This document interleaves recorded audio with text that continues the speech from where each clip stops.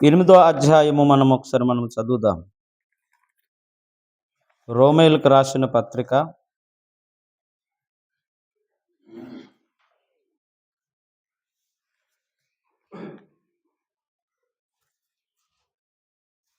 చూసారా కదా? రోమేయులకు రాసిన పత్రిక ఒకసారి మనం తీసి చదువుదాం. 8వ అధ్యాయము ఒకసారి మనం చదువుదాం. 8వ అధ్యాయములో 28వ వచనము ఒకసారి మనం చదువుదాం. నేను చదువుతాను, జాగ్రత్తగా వినండి. బైబిల్ లేవమ్మా మీకు? లేవా? ప్రతి చదువు వచ్చినా చదువు రాకపోయినా కంపల్సరిగా మన దగ్గర బైబిల్ ఉండాలి. జీడి పిక్కలు వస్తున్నాయి, నాకు ఒక 500 ఇస్తే నేను తెచ్చి ఇచ్చేస్తాను బైబిల్లో. ఎలాగో మన ఫ్రీగా మనకు దొరకట్లేదు కాబట్టి బైబిల్ మాత్రము గొరడ అప్ప ఎప్పుడు ఒగ్గదు. బైబిల్ చదువు తెలియదు కానీ నేను ఒక క్రైస్తవుడిని, వాక్యమే దేవుడై ఉన్నాడు, కంపల్సరిగా మనలో ఉండాలి ఆయన వాక్యం. బైబిల్ మన చేతిలో ఉండాలి. ఓకే, నేను చదువుతాను, జాగ్రత్తగా విందాం. 8వ అధ్యాయము 28వ వచనం ఒకసారి మనం చదువుదాం. దేవుని ప్రేమించే వారికి అనగా ఆయన సంకల్పం చొప్పున పిలువబడిన వారికి మేలు కలుగుటకే సమస్తము సమకూడి జరుగుచున్నవని ఎరుగుదుము. ఎందుకనగా తన కుమారుని అనేక సహోదరులు జ్యేష్ఠుడగునట్లు దేవుడు ఎవరిని ముందు ఎరుగునో వారు తన కుమారునితో సారూప్యమును గలవారగుటకు వారిని ముందుగా నిర్ణయించెను. ఈ కొద్దిపట్టు వాక్యాన్ని ప్రభు దీవించి ఆశీర్వదించును గాక. అందరం కళ్ళు మూద్దాం, చిన్న ప్రార్థన చేద్దాం. పరిశుద్ధుడా, జీవము కలిగిన మా తండ్రి, ఆది అంతం లేనివాడా, నీకు వందనాలు. నిన్న నేడు నిరంతరముగా ఒకే రీతిగా నీవు ఉన్న దేవుడవు ప్రభువా. మరొకసారి మా మధ్యకు నేను ఆహ్వానం పలుకుచున్నాము ప్రభువా. మా మధ్యకు వచ్చి మీరే మాట్లాడండి. నీ లేఖనాలు వచ్చి నీవే అనువాదం చేయండి. నీవు రాయించింది నీవే దాన్ని బయలుపరచమని అడుగుచున్నాము ప్రభా. మేము దేవా వినుటకి మేము ఇష్టపడుతున్నామయ్యా. దేవా నన్ను జ్ఞాపకం చేసుకోండి. నా మాటలు ఎవరిని మార్చలేవు ప్రభువా. ఎవరికి నా మాటలు ఇంపుగా ఉండవు నాయనా. ఎవరు నా మాటలు నమ్మరు ప్రభువా. కనుక పరిశుద్ధుడా, నీ లేఖనములో నుండి నీవే ప్రభా నాయనా మాట్లాడమని ప్రార్థన చేస్తున్నాను. నా నోటిని మీరే బూరగా మీరు వాడుకోండి అయ్యా. దేవాన్ని నిలబడి ఉన్నాను నాయా, నా ద్వారా నీవే బయలుపడమని ప్రార్థన చేస్తున్నాము దేవా. నీవు రాయించిన ఈ వాక్యాన్ని మరొకసారి ప్రభా అర్థమగినట్లు, ప్రతి ఒక్కరు అర్థం చేసుకున్నట్లుగా ప్రభా, గ్రహింపు కలిగినట్లుగా ఈ వాక్యం తెలియజేయటకు సహాయము చేయండి. వినుచున్న హృదయాలను మీరు శుద్ధి చేయండి అయ్యా ప్రభా. గ్రహించుటకు మీరే సహాయము చేయమని దేవా ప్రతి ఒక్క హృదయాలను తెరవమని ప్రార్థన చేస్తున్నాను దేవా. నీ చేతికి మేము అందరము సమర్పించుకుంటూ ఈ ముందుకెళ్తున్న సమయాన్ని నీవే అధ్యక్షుడిగా నడిపించమని యేసుక్రీస్తు నామంలో ప్రార్థిస్తున్నాము. ఆమేన్, ఆమేన్. హల్లెలూయా. అందరూ కూర్చోండి. నాది కొత్త బైబిలు నిలబడట్లేదు. ఓకే సరే. హల్లెలూయా. దేవునికి మహిమ కలుగును గాక. బాగున్నారా లేదా? అందరు బాగానే ఉన్నారు కదా? సో అందరం దేవుని కృప, నిజంగా దేవుని సన్నిధిలో ఉండడం మనము ఎంతో గొప్ప అదృష్టం. మనల్ని దేవుని కృప ద్వారా ఎన్నుకొని గొప్ప రక్షణ మనకిచ్చి నడిపిస్తున్న దేవాది దేవునికి ఎల్లప్పుడూ మన కృతజ్ఞతలు చెప్పాలా. ప్రభువును యేసుక్రీస్తునే గనుక మనకు తెలియకపోయి ఉంటే ఈ పాటికి ఎంతమంది గుడాకు డబ్బులు అవ్వాల్సిందో, మరి బంగు ప్యాకెట్లు అవ్వాల్సిందో, మరి డుమిణిలు అయి ఉండాల్సిన వారము. హల్లెలూయా. నిజంగా యేసుక్రీస్తు ప్రభువారే మమ్మల్ని పిలవకపోతే ఇప్పుడున్నటువంటి సమాజాన్ని బట్టి అయితే ఎంత దరిద్రంగా జీవించుండేవారమో ఇప్పుడున్న దాన్ని బట్టి చూస్తే నాకే ఆశ్చర్యం వేస్తుంది. అంటే నేను ఏ స్థితిలో ఉండేవాడినో, ఎటువంటి పొజిషన్లో ఉండేవాడినో అని ఇప్పుడున్న పరిస్థితిని బట్టి చూస్తే అయితే నాకు చాలా భయం వేస్తుంది. కానీ దేవుని చేతికి దొరకడం నా అదృష్టంగా నేను భావిస్తున్నాను. హల్లెలూయా. అది నా విశ్వాసాన్ని బట్టి కాదు, నా పరిశుద్ధతను బట్టి కాదు, కానీ దేవుడే కనికారు పడి మా పట్ల ఆయన ఎన్నుకున్న దాన్ని బట్టి మనం ఈరోజు ఇక్కడుండి మనం స్తుతించగలుగుతున్నాం. తెలుసా? స్తుతించగలుగుతున్నాం. ఈ స్థితిలో ఉన్నామంటే, మనం ఈ రీతిలో ఉన్నామంటే కేవలం దేవుని కృప. అది వాళ్ళకి ఎరిగిన వాళ్ళకి మాత్రమే. గ్రహిస్తే మనను మనం ముందుగా గ్రహించాలన్నమాట. అంటే మనల్ని ముందుగా మనం తెలియాలి. అంటే పాత జీవితం తెలియాలి, ఇప్పుడున్న కొత్త జీవితాన్ని మనకు తెలియాలన్నమాట. అంటే ముందు మనము చూసుకోవాలి ఫస్ట్. మనల్ని మనం ఫస్ట్ చూసుకున్నప్పుడు ఎలా ఉంటుందంటే, అప్పుడు ఎలా ఉండేవాడిని, ఇప్పుడు ఎలా ఉన్నాను, అప్పుడు జీవితం ఏంటి, ఇప్పుడు జీవితం ఏంటి అని. పాత జీవితం చిన్నప్పటి నుండి చేసుకుని వచ్చి తప్పులు చూస్తే నాకేమనిపిస్తుంది అంటే, నేను ఇంత దరిద్రుడినా, నాకు ఇదే సత్యం తెలిసి ఉంటే, దేవుని వాక్యం ముందే వచ్చుంటే గనక నేను ఇలా అయి ఉండేవాడిని కాదేమో, జాగ్రత్త పడేవాడినేమో అనిపిస్తుంది. కానీ ఎందుకంటే మనం అంతా చేసేసాం, అంతా పాడైపోయింది, అంతా జీవితం పోయింది. కానీ ఆ పాత జీవితాన్ని పడిపోయిన మరకైపోయిన దాన్ని మనం ఇప్పుడు ఏం చేస్తున్నామంటే కడుక్కుంటున్నామంట. కడుక్కుంటున్నాం ఇప్పుడు. హల్లెలూయా. కడుక్కుంటున్నాం ఇప్పుడు. అంటే మరకని ఏం చేస్తున్నామంటే శుభ్రం చేసుకుంటున్నాం అనమాట. వంట చేసిన పాత్రలను ఏం చేస్తాం మనము? లేచిన వెంటనే ఏం చేస్తాం? పాత్రల్ని కడుగుతుంటాం కదా. అలాగే మా జీవితాన్ని కూడా మనం కడుక్కుంటున్నాము. అన్నీ మరకైపోయినాయి పూర్తిగా. సో నేను ఆ రూట్ వెళ్ళట్లేదు, కానీ ఈరోజు ఒక అంశాన్ని మీ ముందు పెట్టాలని నేను ఆశిస్తున్నాను. జాగ్రత్తగా పరిశీలన చేద్దాం. హల్లెలూయా. జాగ్రత్తగా పరిశీలన చేద్దాం. ఈ రోజు నేను మాట్లాడబోయే అంశం ఏంటంటే, శోధన ద్వారా కూడా దేవుడు ఆశీర్వదిస్తాడు. శోధన ద్వారా కూడా దేవుడు ఆశీర్వదిస్తాడు అనే దాని మీద ధ్యానం చేద్దాం. ఈరోజు నేను ఏదో గట్టిగా ఊహా చేయను, కానీ దేవుడు రాసినటువంటి వాక్యంలో ఉన్న అర్థాన్ని మనము బాగా ఒక స్టూడెంట్స్ లాగే నేర్చుకొని మనం ముందుకు వెళ్ళడానికి మనం ప్రయత్నం చేద్దాం. అర్థం అవ్వడానికి ప్రయత్నం చేద్దాం. దేవుని యొక్క ప్రణాళిక ఎలా ఉంటుంది? దేవుడు ఒక వ్యక్తిని బాగు చేయాలన్న ఒక మార్గం ఉంది. ఆ మార్గాన్ని దేవుడు వచ్చినటువంటి ఆ రూట్ మ్యాప్ని జాగ్రత్తగా మనం పరిశీలన చేసుకోగలిగితే మనం దేవుని అర్థం చేసుకోగలుగుతాం. హల్లెలూయా. అంటే ప్రతి శోధన అనేది మనం ఏమనుకుంటామంటే, ఏదైనా శోధించబడుతున్నాము అనుకుంటే మనల్ని శోధిస్తుంది దయ్యమే గల అనుకుంటాం. ఏ శోధన వచ్చినా మనం ఎవరికి అంటామంటే దయ్యానికి అప్పచెప్తాం. ఏమని? నన్ను దయ్యం ఇలా చేస్తుంది అని. మనం పొరపాటు పడుతున్నాం. ఆ పొరపాటు చేయకూడదని నేను ఈరోజు అది వివరించడానికి ప్రయత్నం చేస్తా. హల్లెలూయా. ప్రతిదానికి దయ్యముకే నెట్టేస్తాం. అందుకే దేవుని ఒకవేళ ఈ రూపంలో తిడుతామేమో, ఆ దేవునికి అది తిట్టకూడదనే ఈరోజు మీ ముందు ఉంచుతాను నేను. హల్లెలూయా. చెప్పండి, ప్రతి మానవ జాతుడు, ప్రతి మనిషి ఏం కోరుకుంటాడంటే మంచిగా వెళ్ళాలి. ఎవరైనా శోధనను ప్రేమిస్తారా? కానీ ఈరోజు శోధనను ప్రేమించాలి.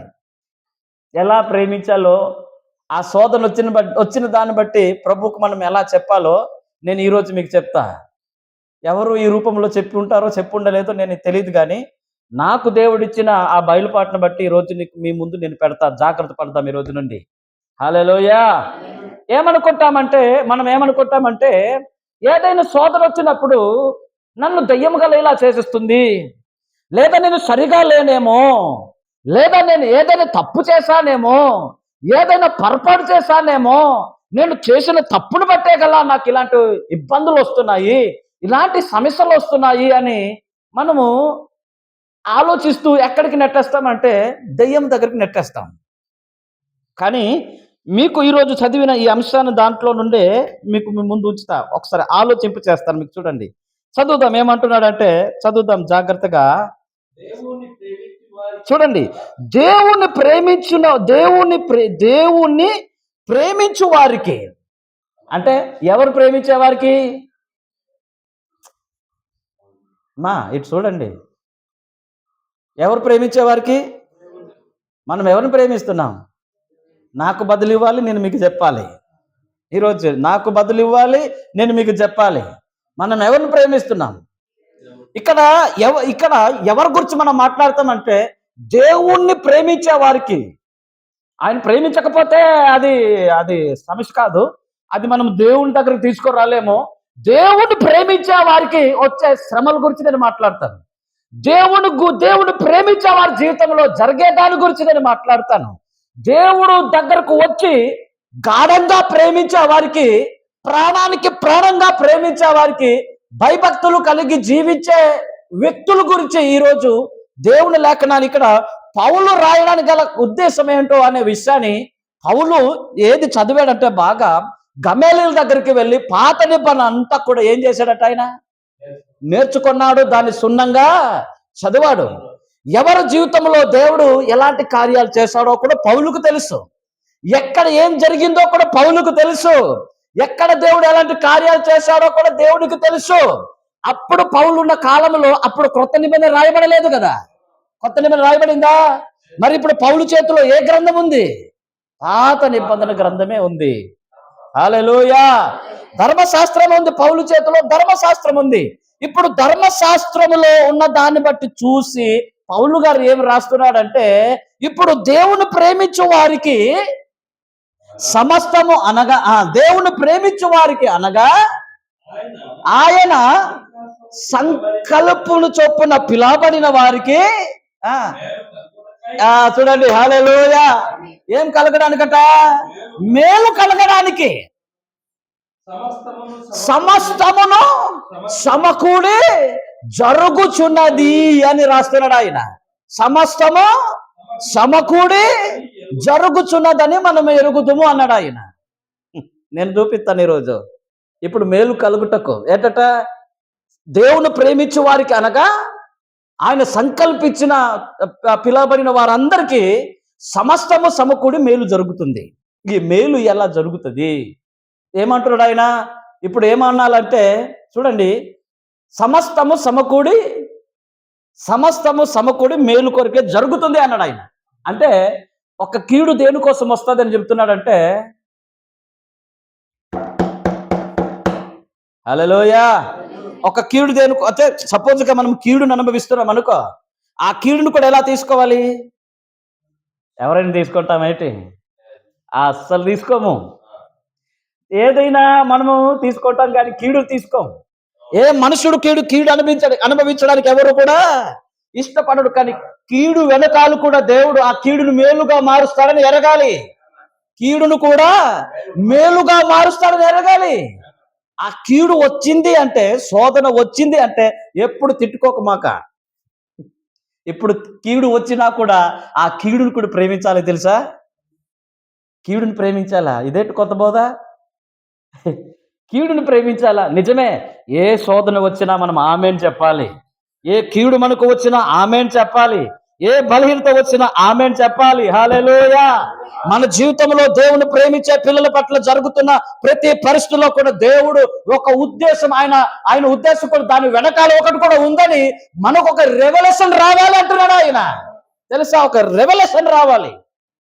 మరి పౌలు దేనిని చూసి అలా రాశారు అనుకుంటారు?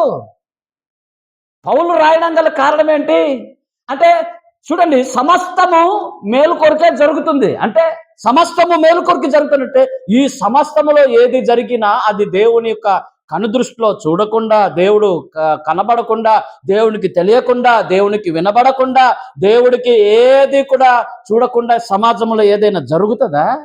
ఏది జరగాది. అది మంచి అయినా సరే, అది చెడైనా సరే, అది ఎవరికి దృష్టిలోనే జరుగుతాయి. అవన్నీ కూడా దేవుని దృష్టిలోనే జరుగుతాయి. నేను చూపిస్తాను. విచిత్రంగా ఉంటుంది ఈరోజు. ఆ విచిత్రాన్ని మనం చూద్దాం. హల్లెలూయా. ఏమంటున్నాడు? చదువుదాం. ఏమంటున్నాడు చూడండి. మళ్ళీ మొదట చదువుదాం. ఏమంటున్నాడు? దేవుని ప్రేమించు వారికి అనగా ఆయన సంకల్పము చొప్పున పిలవబడిన వారికి మాత్రమే. హల్లెలూయా. ఎవరికి? ఆయన సంకల్పము చొప్పున పిలవబడిన వారికి మాత్రమే ఏం జరుగుతుందట? మేలు కలుగుటకే సమస్తము సమకూడి జరుగుచున్నదని ఎరుగుదుము అన్నాడు ఆయన. హల్లెలూయా. సమస్తము సమకూడి మేలు కొరికే జరుగుతుందని మనం ఎరుగుతాం అన్నాడు ఆయన. ఒక విషయం మీకు చెప్తా, ఎప్పుడు మా ఇంట్లో ఎప్పుడు నష్టాలే జరుగుతున్నాయి, ఎప్పుడు కష్టాలే జరుగుతున్నాయి, ఎప్పుడు నీ పంట సక్రంగా పండట్లేదు. ఏమంటావు? దేవుని నమ్ముకున్న తర్వాతే నాకు ఇలాంటి శోధనాలు, ఇలాంటి కష్టాలు, ఇలాంటి బాధలు, ఇలాంటి శ్రమలు వస్తున్నాయి. నేను నమ్మకుండా ఉండుంటే బాగుందునేమో అనుకుంటారు. హల్లెలూయా. కానీ అది జరుగుతుంది అంటే మనము అది మన మేలు కొరకే అని మనం అంటామా? అస్సలు అనం. అస్సలు అనం. హల్లెలూయా. అస్సలు అనం. ఏదైనా మా ఇంట్లో ఏదైనా శ్రమలు వచ్చినా, ఏదైనా మా ఇంట్లో సమస్యలు వచ్చినా, ఆ సమస్యలను బట్టి మనం దేవుని స్తుతించగలుగుతామా? దేవునికి మహిమపరచగలుగుతామా? దేవునికి గణపరచగలుగుతామా అంటే అస్సలు గణపరచలేము. ఎందుకంటే దయ్యం నన్ను ఇంత శోధించట్లేదు, దయ్యం ఇంత నన్ను బాధపడుతుందంటే అబ్బా అని అనుకుంటాము. హల్లెలూయా. కానీ చాలా సమస్యగా ఫీల్ అవుతుంటాం. కానీ దేవుడు ఏమంటున్నాడంటే అటువంటి సమస్యలు కూడా ప్రేమించాలండి. అలాంటి సమస్యలు కూడా ప్రేమించాలని నాకు ఒక లేఖనం ద్వారా నాకు అర్థమైంది. అదే మేము ముందు ఉంచుతా, జాగ్రత్తగా గమనిద్దాం. హల్లెలూయా. ఇప్పుడు వెళ్తాము, నేను మీకు వివరించి నీకు తీసుకెళ్తా. ఆది కాండము నుండి మనం వెళ్ళిపోదాం. ఒకసారి ఆది కాండము నుండి మనము వెళ్దాం. ఒక జీవితంలో జరిగిన దాన్ని బట్టి దాన్ని ధ్యానం చేస్తూ వెళ్దాం. ఈ లేఖనాలు మీకు గుర్తించడానికి మాత్రమే చదివాను. అంటే సమస్తము సమకూడి మేలు ఎందుకొరకు జరుగుతుందో అనే విషయాన్ని మీకు ముందుగా నేను ఉంచుతా, మీకు ముందుగా ఉంచుతాను.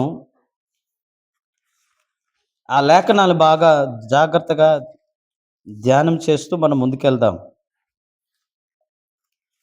ఆ లేఖనాలను బాగా చదువుదాం. హల్లెలూయా. ఇక్కడ ఒకసారి ఆదికాండం 45వ అధ్యాయము నుండి ఒకసారి మనం చదువుదాం. ఒకసారి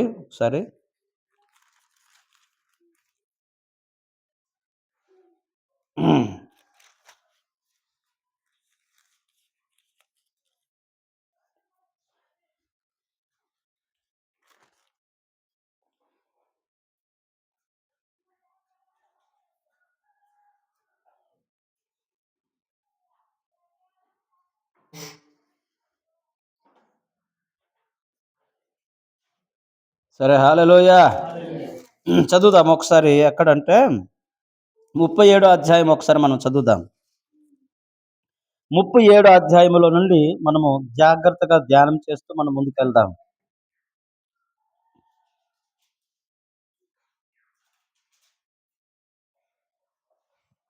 చదువుదాం.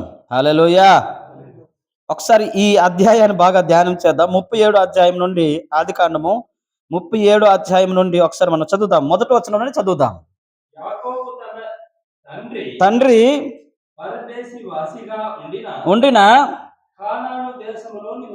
నివసించెను. యాకోబు వంశావళి ఇది.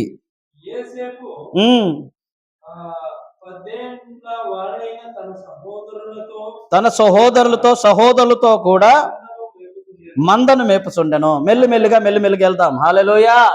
మరి ఇదే ఒక చర్చే కాబట్టి మనము ఈరోజు తొందరపాటు అవ్వకుండా జాగ్రత్తగా బాగా ధ్యానం చేస్తూ వెళ్దాం. ఇవి అన్ని రోజులు మనం చదివేసాం బాగానే, కానీ ఆ చదివిందే మళ్ళీ ఇంకా నేర్చుకోవడానికి ప్రయత్నం చేద్దాం. హల్లెలూయా. ఇది యాకోబు యొక్క జీవిత చరిత్ర. యాకోబు యొక్క జీవిత చరిత్రలో మనము ఆయన వంశావళిలో ఉన్న దానిని గురించి జాగ్రత్తగా మనం చూద్దాం. తర్వాత 14 వాడే తన సహోదరులతో కూడా మందను మేపుచుండెను. అతడు చిన్నవాడే తన తండ్రి భార్యలైన బిల్హా కుమారుని యొద్దకు, జిల్పా కుమారుని యొద్దకు ఉండెను. అప్పుడు యోసేపు వారి చెడుతనమును గూర్చిన సమాచారము వారికి తండ్రి యొద్దకు తెచ్చుచుండెను. హల్లెలూయా. చూడండి, ఇక్కడ యోసేపు డ్యూటీ ఏంటి?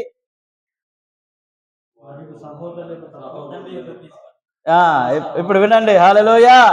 ఇప్పుడు ఇతని పాత్ర ఏంటి ఇక్కడ? ఈ అన్నదమ్ముల్లో 12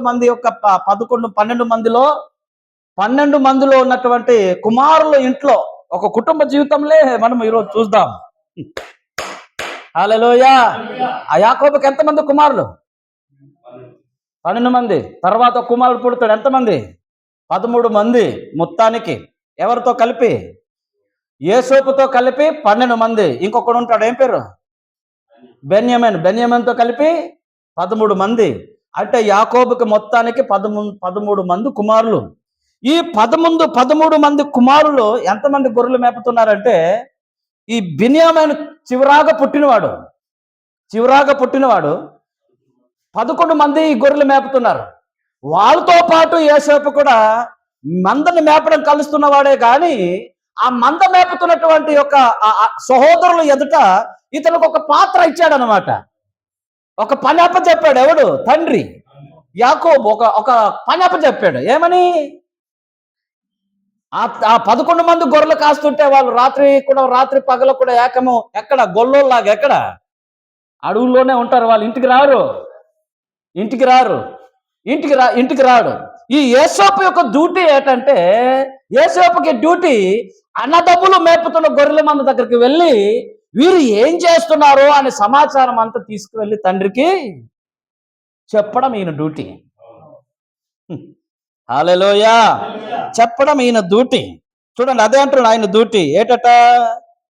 చూడండి, ఆ చిన్నవాడైన తన తండ్రి భార్యన బిల్హా కుమారులు యొద్ద జిల్పా కుమారులు యొద్ద ఉండెను. అతడు యోసేపు వారు. చూడండి, ఆ జిల్పా కుమారులు యొద్దను ఉండెను. అక్కడ ఉన్నాడు ఆయన. యోసేపు అక్కడ ఉన్నాడు ఆయన. ఓకే, అయితే చదువుదాం. అప్పుడు యోసేపు వారి చెడుతనమును గూర్చిన సమాచారము వారి తండ్రి యొద్దకు తెచ్చుచుండెను అన్నాడు ఆయన. హల్లెలూయా. ఇది పెద్ద పని బ్రదరు. ఏదైనా మంచి తీసుకెళ్తే మమ్మల్ని మంచిగానే చూస్తారు, కానీ వారు చేస్తున్న చెడు పనులన్నీ తీసుకెళ్లి తండ్రి దగ్గర సమాచారం తీసుకెళ్తున్నాడంటే, ఎవరైనా చెడు చెప్తే ఎవరైనా ఒప్పుకుంటారేట? చిన్న పొరపాటు జరిగినా ఏమని చెప్తాం? ఒరే, చెప్పేవంటే చెప్పుతో కొడతాను.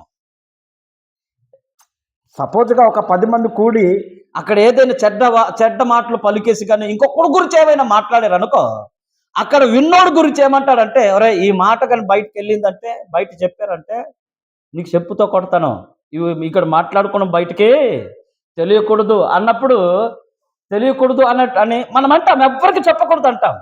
ఆ చెడ్డ సమాచారాన్ని కనుక తండ్రి దగ్గర తీసుకెళ్ళేవంటే ఈ వ్యక్తిని ఎవరిని ప్రేమిస్తారా?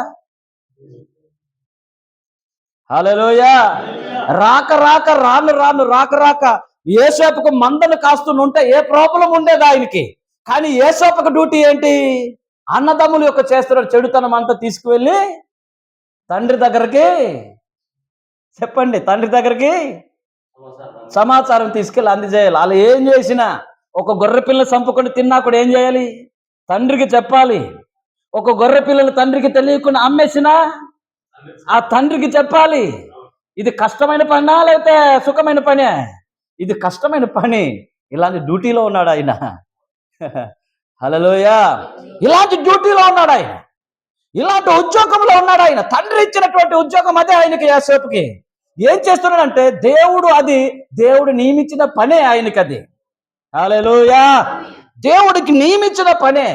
ఆ పని ఏం చేస్తున్నాడంటే, ఈ అన్నదమ్ములు చేస్తూ ఏ పని చేసినా ఈయన కనిపెట్టడమే. అన్నదమ్ములకి మందని కనిపెట్టమని చెప్పట్లేదు, మందని కాయమని చెప్పట్లేదు. మందని కనిపెట్టి గొర్రెలేటి తప్పిపోతుంది చూడరా కుమారుడా అని చెప్పి తండ్రి యోసేపుల పని అప్పగించినట్టు కనబడట్లేదు. కానీ అన్నదమ్ములు ఏ తప్పుడైతే చేస్తున్నారో చెడుతనమును తీసుకుని వచ్చి నా తండ్రికి దగ్గర ఆ సమాచారం తీసుకురమ్మని చెప్తున్నాడు ఆయన. ఇలాంటి డ్యూటీ ఇది చాలా డేంజర్, చాలా ప్రమాదకరమైన డ్యూటీ. హల్లెలూయా. ఇప్పుడు మన ఇంట్లో పిల్లలు అక్క చెల్లు 3 4 ఉంటేనే ఏదైనా చెప్పకుండా తండ్రికే వస్తువు తీసినే నాన్న చెప్పొద్దంటారు, తల్లికి చెప్పొద్దంటారు, ఎవరికి ఇది బయటికి రాకూడదు అంటారు. ఇది ఏమాత్రం చెప్పకూడదు, చెప్తే మాకు కొడతాడు అనుకుని భయంతో ఏం చేస్తారంటే, చేసిన పాపానైనా చేసిన తప్పు నేను ఏం చేసుకుంటాము? కప్పు పుచ్చుకోవడానికే చూస్తాం. కానీ యేసుపు డ్యూటీ ఎలాంటిది? ఎంతటి పొరపాటు అయినా సరే ఆ సమాచారాన్ని ఎవరి దగ్గర తీసుకెళ్ళాలి? తండ్రి దగ్గరకు తీసుకుని వెళ్ళాలి. తండ్రి సామాన్యుడు కాడు. తండ్రి ఒక ప్రవక్త అయిన, తండ్రి ఒక గొప్పవాడు ఆయన. హల్లెలూయా. దేవుని చేత ఆశ్రదించబడిన వాడాయన, దేవుని చేత దీవించబడిన వాడాయన, దేవుని చేత నడిపించబడుతున్న వాడాయన. హల్లెలూయా. ఇలాంటి వారి ఇంట్లో ఈ గొప్ప చరిత్రలను చదవడం చూస్తున్నాం. ఈ చెడుతనములు, పొరపాట్లు, తప్పిదములు ఏం చేసినా తండ్రి దగ్గరికి తీసుకెళ్ళి చెప్పడం. మరి ఈ 11 మంది ఈయనేమో సుఖంగా బాగా చూసి నా సహోదరుడు అంటారు ఏంటి? అలాగంటారా? అస్సలు అనరు.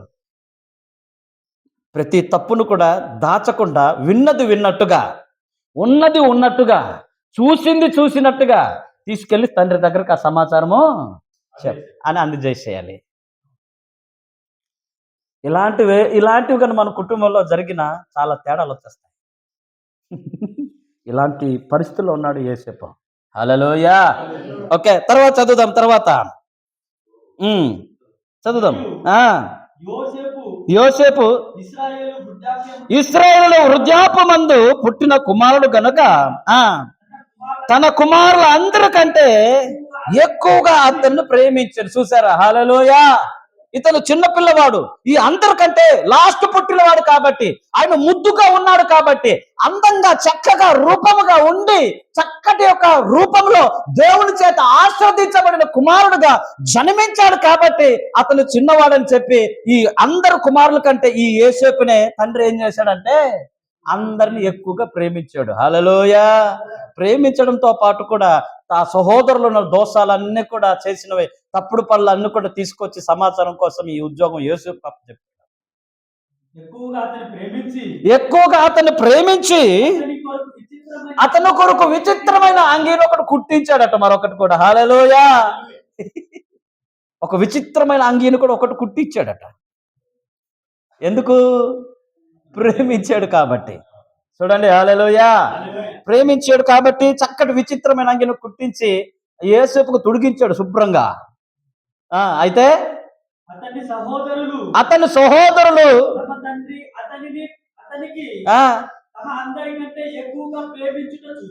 తమ అందరికంటే 11 మంది అందరికంటే ఆ యోసేపుని ప్రేమించడం చూసినప్పుడు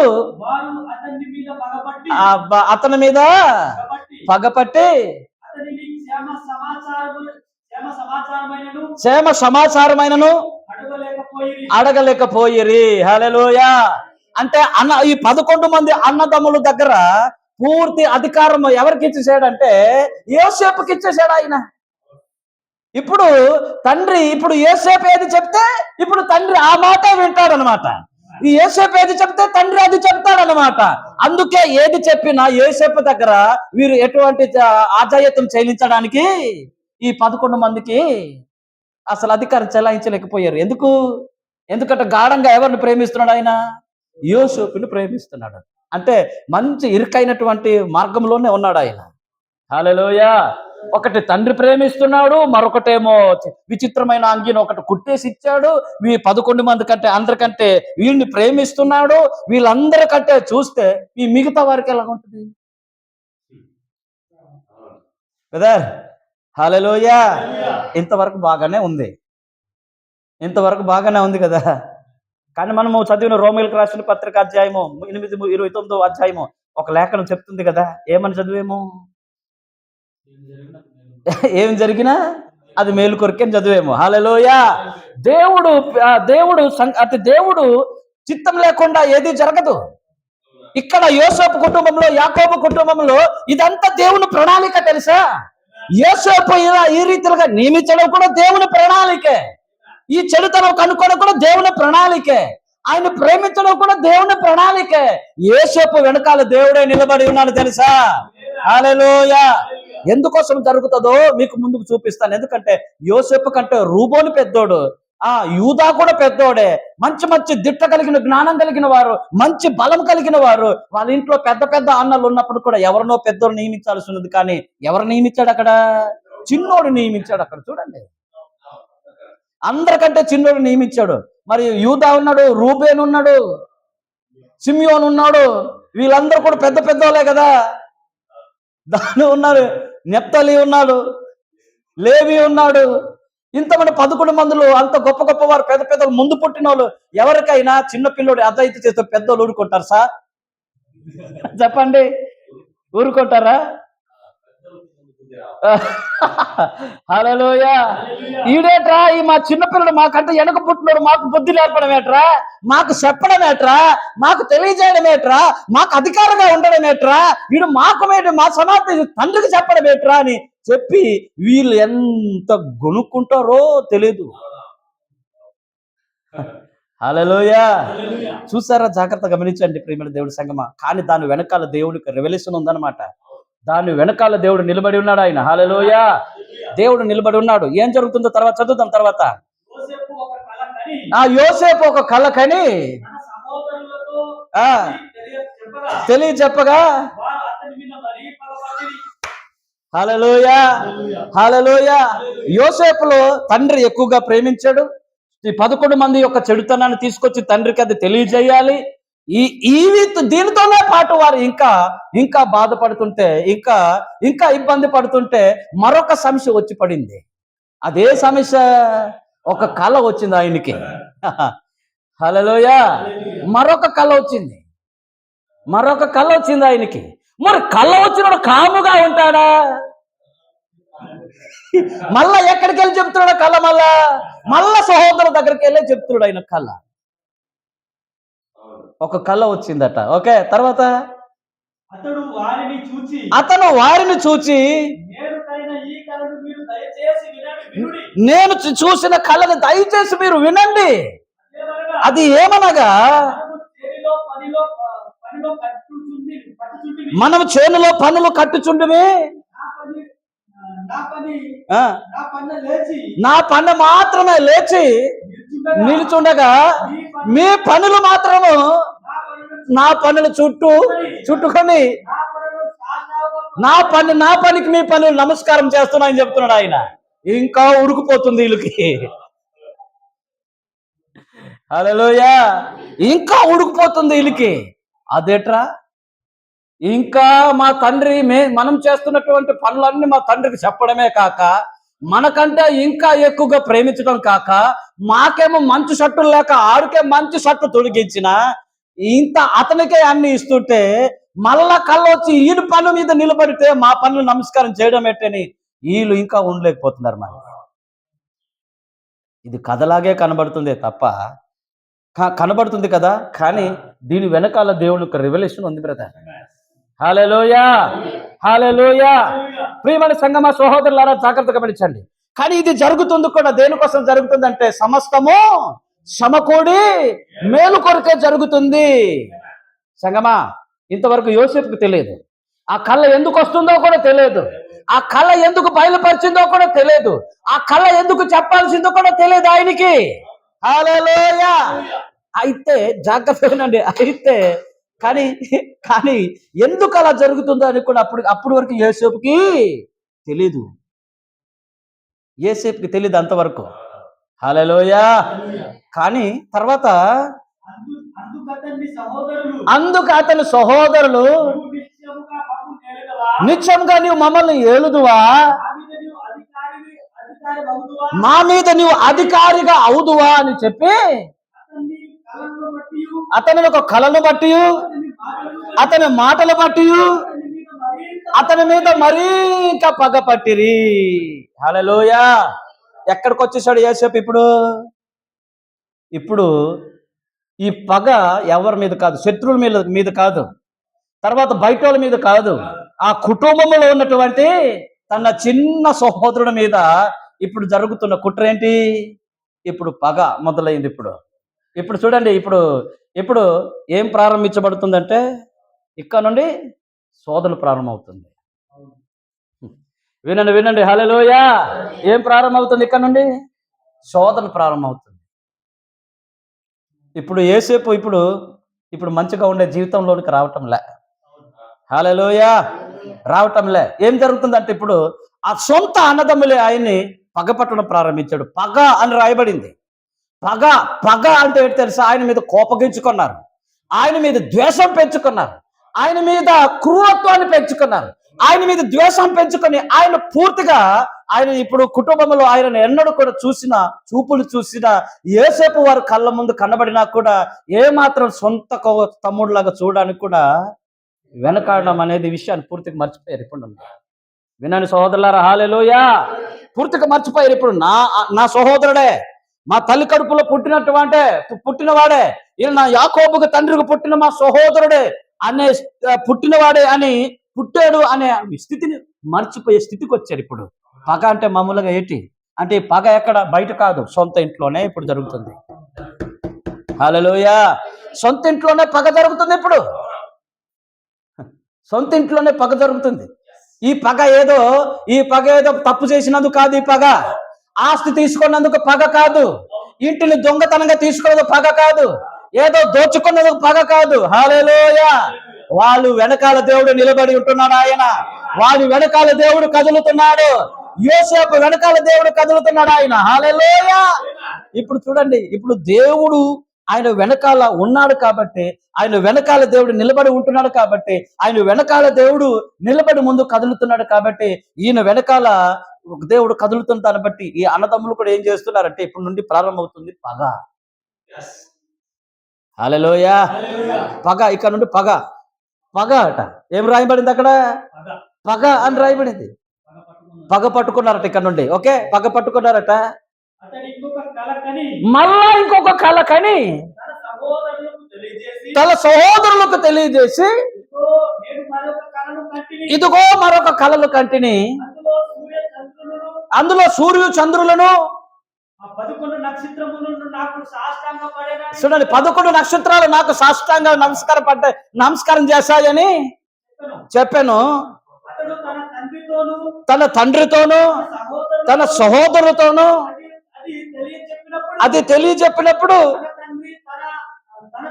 తన తండ్రి, నీవు కనిన ఈ కళ ఏమిటి? నేనుయు నీ తల్లియు నీ సహోదరులు మేము నీకు సాగిల పడుతుమా, సాష్టాంగపడి గద్దించను. చూసారా? హల్లెలూయా. అంటే ఇప్పుడు యాకోబు కూడా సగంతో ఏమైపోయింది, ఆయన కూడా కోపం వచ్చింది. హల్లెలూయా. యాకోబు కూడా సగానికి కోపం వచ్చింది. అంటే అతనికి ఏమొచ్చింది అంటున్నాడంటే, అతను కూడా గద్దించాడట. నా తల్లి నీ తల్లి కూడా నీకు లొంగాలా, నేను కూడా నీకు నమస్కారం చేయాలా, నీ అన్నలు కూడా నీకు నమస్కారం చేయాలా అని చెప్పి యోసేపుని గద్దించాడట తండ్రి. చూడండి సహోదరులారా, హల్లెలూయా. ఇప్పుడు యోసేపు జీవితం ఎలాగొస్తుందంటే, ఇప్పుడు ఈ యోసేపు జీవితం ఎలా జరగబోతుందంటే, మెల్లిమెల్లిగా సమాధానం లేని దీనిగా ప్రారంభమవుతుంది. ఇప్పుడు ఎందుకు? హల్లెలూయా. ఎందుకు అలా జరుగుతుంది? దేవుణ్ణి ప్రేమిస్తున్నాడు కాబట్టే. ఆయన సంకల్పం చొప్పున పిలవబడిన వారికి సమస్తము సమకూడి మేలు కొరకే జరుగుతుంది. హల్లెలూయా. ఇది ఎవరికి తెలియదు బ్రదర్. యాకోబుకి తెలియదు బ్రదర్, 11 మందికి తెలియదు బ్రదర్, వాళ్ళ అమ్మలకి తెలియదు బ్రదర్, వాళ్ళ చెల్లి దీనాకి తెలియదు బ్రదర్. ఇది ఏం జరుగుతుందని దేవుడు ముందుకు ఇది ఎందుకు ప్రారంభిస్తున్నాడు అనేది. హల్లెలూయా.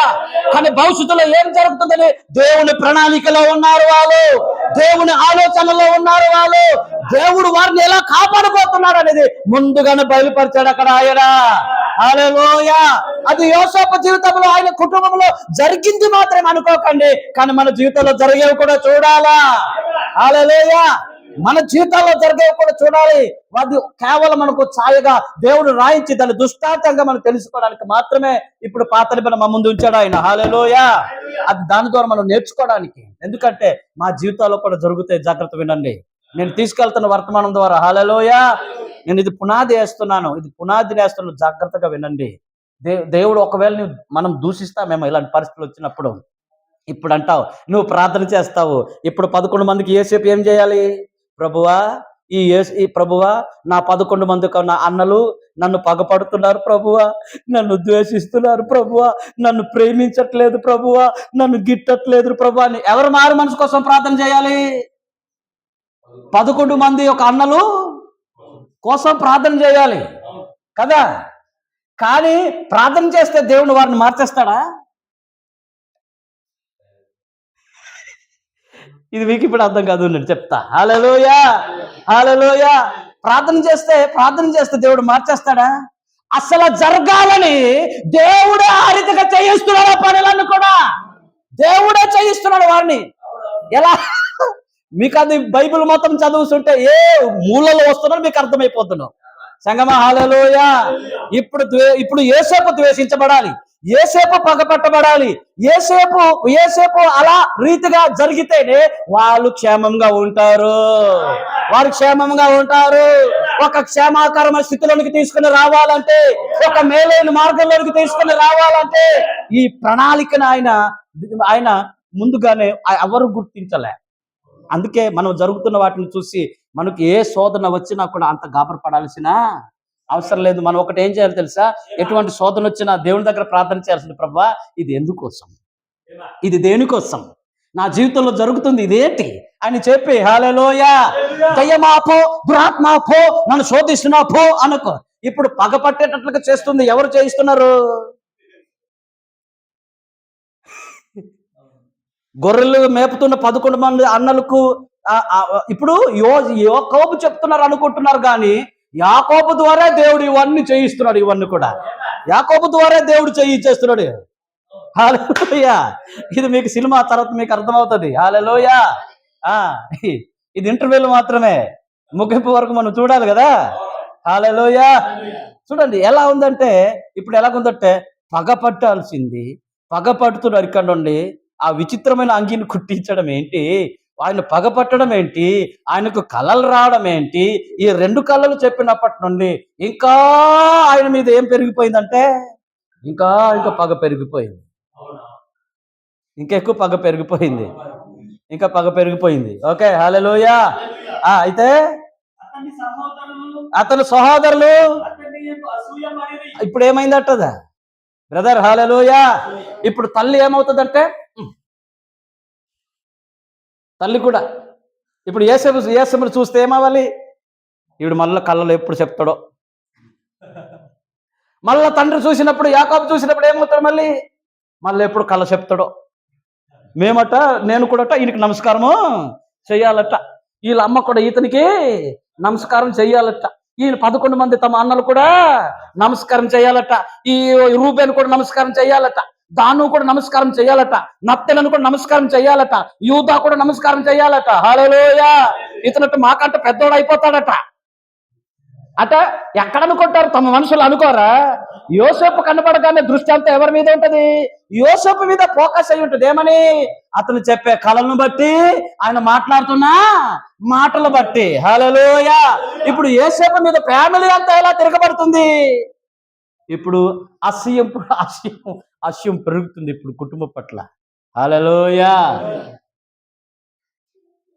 కానీ యాకోబు అక్కడే అన్నాడు, కానీ యాకోబు మాత్రము తన యోసేపు మీదే ప్రేమ ఉంది. యోసేపు మీదే ప్రేమ ఉంది. హల్లెలూయా. చదువుదాం తర్వాత. అయితే అతను తండ్రి ఆ మాటను జ్ఞాపకం ఉంచుకొని, ఎక్కడో బల్బు వెలిగింది యాకోబుకి. ఇది ఏదో ఈయన మాట్లాడుతున్నాడంటే ఏదో జరుగుతుంది అని గ్రహించాడు ఆయన. హల్లెలూయా. ఆయన గ్రహించాడు. అయితే అతని సహోదరులు శేకెములో తన మందను మేపడానికి తన సహోదరులు వెళ్ళిపోయినప్పుడు, అప్పుడు యోసేపును చూసి నీ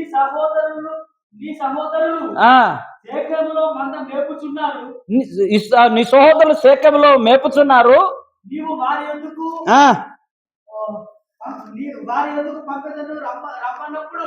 వారి యొద్దకు నిన్ను పంపెదను రమ్ము అన్నప్పుడు అతనితో చెప్పాను. అప్పుడు అతడు నీ సహోదరుల క్షేమమును మంద క్షేమమును తెలుసుకొని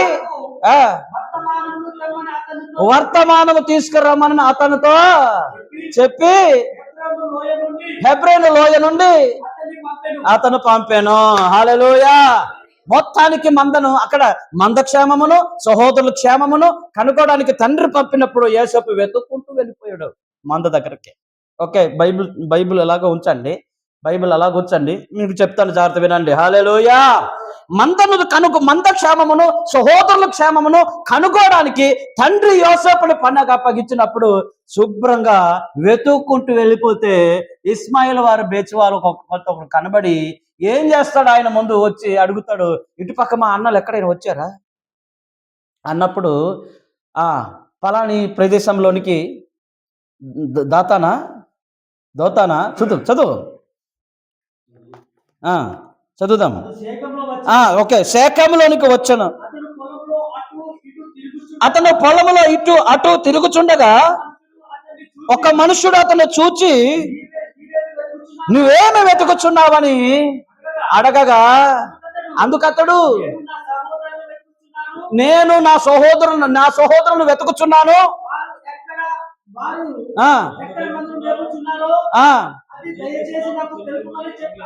అడిగాను. చాలు బ్రదర్. హల్లెలూయా, హల్లెలూయా. తర్వాత ఎక్కడ నా సోదరులు మంద మేపుతున్నారు నాకు చెప్పుమనగా పలానా ఇటు వెళుతున్నారని అనగానే అక్కడికి వెళ్ళగానే వాళ్ళు అంటున్న మాట ఏంటి తెలుసా? హల్లెలూయా. సరైన మంద దగ్గరికి వెళ్ళి చూసేటప్పుడు ఏమంటారు ఈ 11 మంది? చూసారా, రే కలలు కన్నేవాడు వస్తున్నాడు రోయ్. చూసారా? హల్లెలూయా. ఒరే కలలు కన్నేవాడు వస్తున్నాడు రోయ్. మనం అతను నమస్కారం చేద్దాం. ఎంత హేళన చేసి ఉంటారో అతనికి. చూడండి యేసుకి అక్కడ ఎంత హేళన చేసి ఉంటారు, ఎంత వ్యంగ్యంగా మాట్లాడి ఉంటారు, ఎంత ఇబ్బంది చేసి ఉంటారు, ఎంత ఇరుకు చేసి ఉంటారు, ఎంత ఆయనకు ద్వేషిస్తుంటారు. ప్రియమైన దేవుని సంగమా, హల్లెలూయా. అయితే ఏమంటాడు? చదువు బ్రదర్. ఓకే, చదివితే బాగుంటుందేమో, చదువుదాం. అందుకు ఆ మనుష్యుడు సాగి వెళ్ళిరి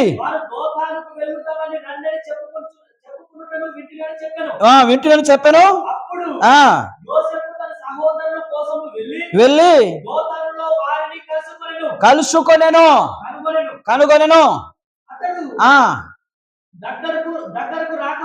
దగ్గరికి రాకమునుపు చూసారా? హల్లెలూయా. అంటే వాళ్ళ దగ్గరికి వెళ్ళకముందే దూరం నుండి అతను చూసి ఏమంటున్నారట? బ్రదర్ జాగ్రత్త వినండి. హల్లెలూయా. ఇప్పుడు ఎలాంటి ఆలోచనలు వచ్చాయి అతన్ని? బ్రదర్ హల్లెలూయా. అమ్మ నీ క్వశ్చన్ చెప్తున్నా, జాగ్రత్త వినండి. యేసేపు జీవితాలు మనం చూస్తుంటే మనకి ఎలా అనిపిస్తుంది అంటే ఇతని ప్రాణము ఆయన చేతికి వచ్చినట్టు కనబడుతుంది. ఇప్పుడు తండ్రి కూడా అతనిని గద్దించడం చూస్తున్నాం. వాళ్ళ అన్నదమ్ములు కూడా అతను ద్వేషించడం చూస్తున్నాం. వాళ్ళ అన్నదమ్ములు అతన్ని కూడా హేళన చేయడం చూస్తున్నాం. వాళ్ళ అన్నదమ్ములు కూడా ఆయనని ద్వేషించడం చూస్తున్నాం. వాళ్ళ అన్నదమ్ముడు కూడా గిట్టినటువంటి, అంటే ఎప్పుడు అసూయ పడుతున్నటువంటి కుటుంబంలో యేసేపు నాకు ఎంత శ్రమ పడి ఉంటాడో ఆలోచించండి. అటువంటి కుటుంబంలో ఈ పెద్ద ఉమ్మడి కుటుంబంలో ఉంటున్నటువంటి ఆ యోసేపు ఎంతగా బాధలను వింటుంటాడు. హల్లెలూయా. అయినా ప్రార్థన చేసి ఉంటాడా? ప్రభా వీళ్ళని మార్చండి, మా 11 మంది అన్నలను మార్చండి, మా రూబేనును మార్చండి, మా యూదాను మార్చండి, లేవీని మార్చండి అని ప్రార్థన చేసి ఉంటాడు కదా. హల్లెలూయా. ప్రార్థన చేసి ఉంటాడు కదా. కానీ ఇక్కడ ఏమంటున్నారంటే ఇప్పుడు లాస్ట్కి చివరికి వచ్చింది ఎలాంటిదంటే అది తట్టుకోలేక యోసేపుని ఏం చేస్తానంటే ఇక్కడ ఇతను చంపడానికే దురాలోచనలు వచ్చాయి అప్పటికెట్టట. హల్లెలూయా. ఇప్పుడు అన్నల చేతిలోనే ఇప్పుడు చావు బ్రతుకులో ఇప్పుడు ఉన్నాడు ఆయన. కానీ సమస్తము చెప్పండి హల్లెలూయా. సమస్తము సమకూడి ఆయన ఇప్పుడు యేసేపు జీవితంలో ఏం జరుగుతుంది? అది మేలు కొరకే జరుగుతుంది. కానీ దీని రివల్యూషన్ అప్పటి వరకు యేసేపు తెరవబడలేదు. యేసేపుకి ఇంకా అప్పుడు తెరబడలేదు. ఇప్పుడు ఈ ద్వేషించబడుతున్నది, ఇప్పుడు ఈ కలలు భావాలు ఈయనకి అప్పటికవి వస్తున్నవే కానీ చెప్తున్నాడే కానీ ఇంకా పూర్తిగా ఇంకా బయలుపాటు కాలేదు అప్పటికి. సో కాలేదు. అయితే ఏం జరుగుతుందో చూద్దాం. తర్వాత వారు ఇప్పుడు ఇదిగో ఇతను కలలు కన్నవాడు వచ్చుచున్నాడు, వీరిని చంపి ఇతను గుంటలో పారవేసి దుష్ట మృగములు వీరిని తినివేశానని వీరిని చెప్పుదుము అని. అప్పుడు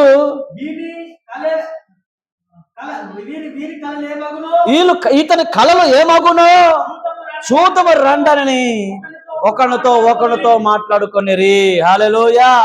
ఒకరితో ఒకరు మాట్లాడుకొనిరి. ఈ 11 మంది ఇతన్ని చంపేదం, ఇతను చంపేదం, ఈ కళలు ఏమైపోతాయో, ఈ కళలు ఏమవుతాయో, ఇతను చంపేదం, ఇతను వదలొద్దు, ఇతను ఏకం చంపేదం అనుకుని చెప్పి వీళ్ళు 11 మందికి మీటింగ్ పెట్టుకుంటున్నారు. కానీ యోసేపు తెలియదు. హల్లెలూయా. ఇప్పుడు జాగ్రత్త వినండి సహోదరులారా.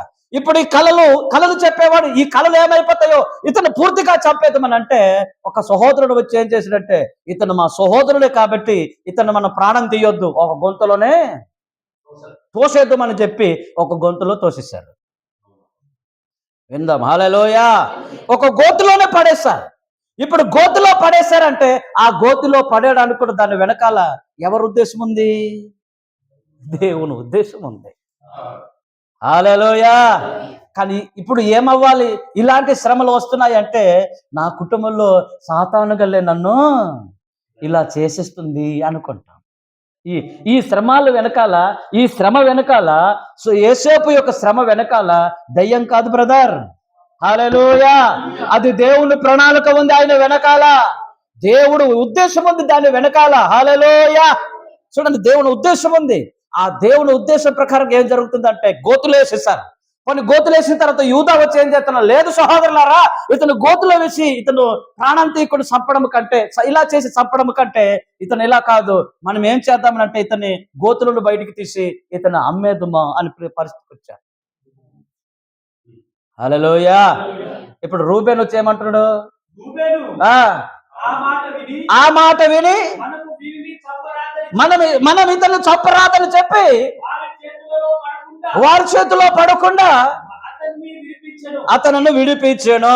హల్లెలూయా. దీని వెనకాల కూడా దేవుని యొక్క రెవల్యూషన్ ఉంది. హల్లెలూయా. అతను చంపనీయకుండా కాపాడుకుంటుంది కూడా దేవుడే, అతను శోధన అనుభవించేటట్లుగా చేస్తుంది కూడా దేవుడే. అర్రే, మరి దీన్ని బట్టి చూస్తే మనం ఏమంటాము? నాకెన్ని దయ్యాలు నా ఇంటికి వచ్చేసినాయి గలా, నా కుటుంబంలో దయ్యాలు వచ్చేసినాయి గలా అనుకుంటాం మనము. హల్లెలూయా. కానీ దేవుడు భవిష్యత్తు జ్ఞానం ఎరిగిన వాడా ఆయన. హల్లెలూయా. భవిష్యత్తు జ్ఞానం ఎరిగిన వాడు. అందుకే కుటుంబంలో ఏది వచ్చినా అంత ఈజీగా దేవుని ఏం చేయాలంటే, దేవుడు ఎవరిని శోధించాడట. ఒక శోధన వస్తుందంటే అది దేవుడిదని చెప్పకూడదట. కానీ దాని వెనకాల ఎవరున్నారు, ఇది ఎందుకోసం జరుగుతుంది, ఈ ఉద్దేశం ఏంటనేది ఖచ్చితంగా మనకు తెలియాలన్నమాట. హల్లెలూయా. ఖచ్చితంగా అది మనకు తెలియాలా. ఏం జరుగుతుందో చూద్దాం తర్వాత. ఎట్లనగా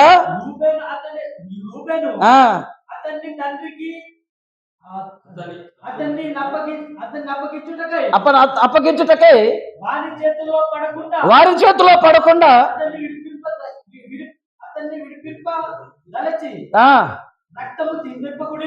రక్తము చిందింపకుడి చేయక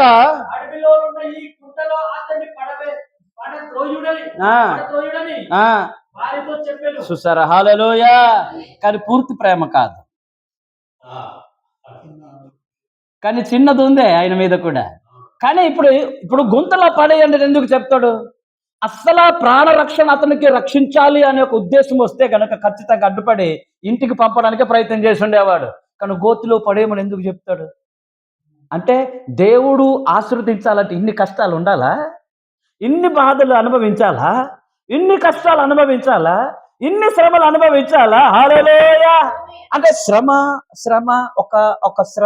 ఒక శోధన లేకుండా ఏ మనిషి అభివృద్ధి చెందలేడు. ఒక సుఖంగా అతను వస్తున్నాడంటే అది దేవుని ద్వారా వచ్చే దీవెన కాదు. అది దీవెన కాదు.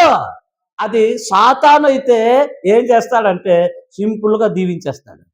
కానీ దేవుని నుండి వచ్చే దీవెన మామూలుగా కాదు అది. హల్లెలూయా. ఎందుకురా బాబు ఇలాంటి కష్టాలు అనేటట్టుగా ఉంటాయి, ఎందుకురా బాబు ఇలాంటి నష్టాలు అనేటట్టుగా ఉంటది, ఎందుకురా బాబు ఇలాంటి సమస్య అనేటట్టుగా ఉంటది. హల్లెలూయా. కానీ దాది సమస్తము సమకూడి మేలు కొరకే జరుగుతాయి అవన్నీ కూడా. హల్లెలూయా. అవన్నీ కూడా మేలు కొరకే జరుగుతాయి అవన్నీ కూడా. కానీ యోసేపు ఏమనుకుంటున్నాడంటే, ఇదంతా ఒక్కడనే, ఈ 11 మంది ఒక్కడు ఒకవైపు, ఈ ఒక్కడు ఒకవైపున ఏం చేస్తారంటే ఇతను కేవలము ఏం చేస్తున్నారంటే ఆ కళను బట్టి, అతని మాటలు బట్టి, అతని తండ్రి ప్రేమించటను బట్టి ఏం చేస్తున్నారంటే ఆయన్ని ద్వేషం పెట్టుకుని పూర్తిగా ఇంట్లో ఈ సహోదరుడు లేకుండా చేసేద్దామని ప్లాన్ చేశారు. హల్లెలూయా. ప్లాన్ చేశారు, అవునా కదా? గుంతలో పడేశారు. గుంతలో పడేసిన తర్వాత మరొక ఆలోచన పట్టింది. గుంతలో పడేసట్టుకు చేసింది దేవుడే, బయటికి తీసింది కూడా దేవుడే. అమ్మ దీని వెనకాల హల్లెలూయా. ఆ లోపల పడేసింది కూడా దేవుడే, బయటికి తీసింది కూడా దేవుడే, అమ్మేటట్టుగా చేసింది కూడా దేవుడే. అరే ప్రభా, మరి నీవు ఏదైనా ఆశ్రదించాలంటే డైరెక్ట్ ఐగుప్తుకే పంపాలి కదా, కానీ అక్కడ పంపడానికి ఇన్ని కష్టాలా? మీకు అర్థం కాలేదు. హల్లెలూయా. మీకు అర్థం కాలేదు. మీకు అర్థమై ఉంటే మీకు సంతోషంగా ఉందరు మరి. హల్లెలూయా. అరే శోధించేటట్లుగా చెయ్యాలా, ఏలం చేసేటట్లుగా చెయ్యాలా, ఆ పగపట్టేటట్లుగా చెయ్యాలా, గుంతలో పడేటట్లుగా చెయ్యాలా, బయటకు తీసుకొచ్చేటట్లుగా చెయ్యాలా, డబ్బు కమ్మేటట్టుగా చెయ్యాలా? హల్లెలూయా. మరి సింపుల్ గా వెళ్ళడా అక్కడికి? వెళ్ళడా? కానీ అది దేవుని ప్రణాళిక కాదు. హల్లెలూయా. అది దేవుని ప్రణాళిక కాదు. ఇలాగే వెళ్ళాలనే దేవుని ప్రణాళిక. అందుకే మనం అప్పగించుకోవాలి. ప్రభువా, మా జీవితంలో ఏది జరిగినా కానీ అది నీ చిత్త ప్రకారమే జరగాలి ప్రభువా అని మనం ఏం చెప్పాలి తెలుసా? దాని రెవల్యూషన్, దాని వెనకాల నీ ఉద్దేశం ఏంటి ప్రభువా అని మనం గుర్తించగలగాలి ఫస్ట్. హల్లెలూయా. క్రైస్తవ జీవితంలో, నిజమైన విశ్వాస జీవితంలో, నిజమైన క్రైస్తవ కుటుంబం జీవితంలో ఏదైనా మన జీవితంలో ఏదైనా చిన్న శోధన వచ్చినా కానీ వెంటనే దయ్యం దయ్యం దయ్యం అనకేకండి. హల్లెలూయా. దాని వెనకాల దేవుడు ఏ ఉద్దేశం కలిగి ఉన్నాడు, ఇది ఎందుకోసం వచ్చింది అనేది గుర్తించాలి ఫస్ట్. లేకపోతే దేవుడినే తిట్టేస్తాం. అవునా కాదా? దేవుడినే తిట్టేస్తాం. అవునా కదమ్మా? హల్లెలూయా. దేవుని తిట్టేస్తాం, దేవుని దూషించేస్తాం, దేవుని దూషించేస్తాం.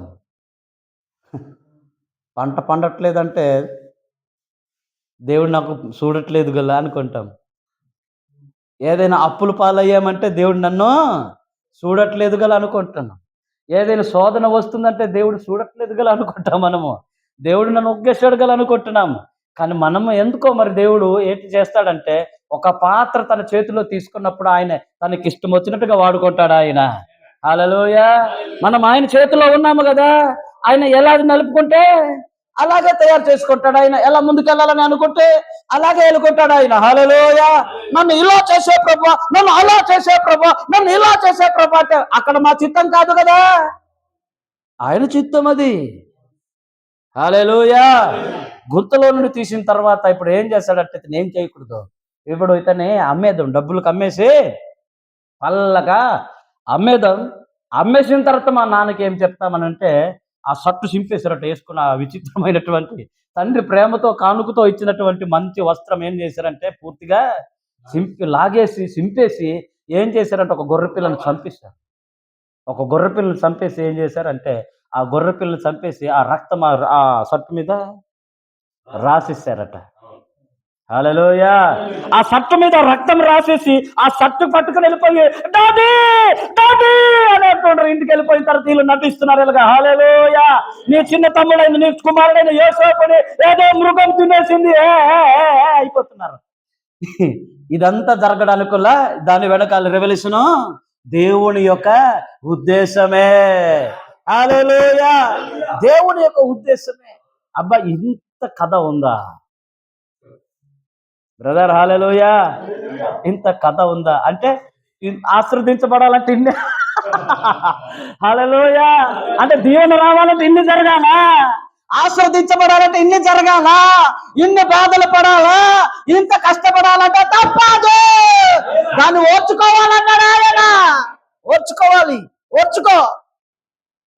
నేను ఇది చదివినప్పుడల్లా నాకు ఈ మధ్యలో జరుగుతున్న ఈ శోధనలు అన్ని అనుభవించేసరికల్లా నేను ఇవన్నీ తట్టుకొని నేనే ప్రార్థన చేస్తున్నా, ప్రభువా వీటన్నిటిని అధిగమించి దాన్ని జయించగలిగే శక్తిని నాకు ఇవ్వు ప్రభువా. హల్లెలూయా. అది ఆర్థికమైన పరిస్థితులైనా సరే, కుటుంబాల సమస్యలైనా సరే, ఎటువంటి పరిస్థితులైనా సరే, హల్లెలూయా నీ ప్రణాళిక ఏట ప్రభువా అని నాకు ఈ యోసేపు జీవితం చూసినప్పుడల్లా నాకేమనిపిస్తుంది అంటే దేవుడు ఏదైనా ఒక వ్యక్తిని ముందుకు తీసుకెళ్లాలన్నా కూడా దాని వెనకాల రెవల్యూషన్ దేవుడి చిత్తం లేకుండా ఏది జరగదు. సమస్తము సమకూడి మేలు కొరకు అది జరుగుతుంది. హల్లెలూయా. హల్లెలూయా.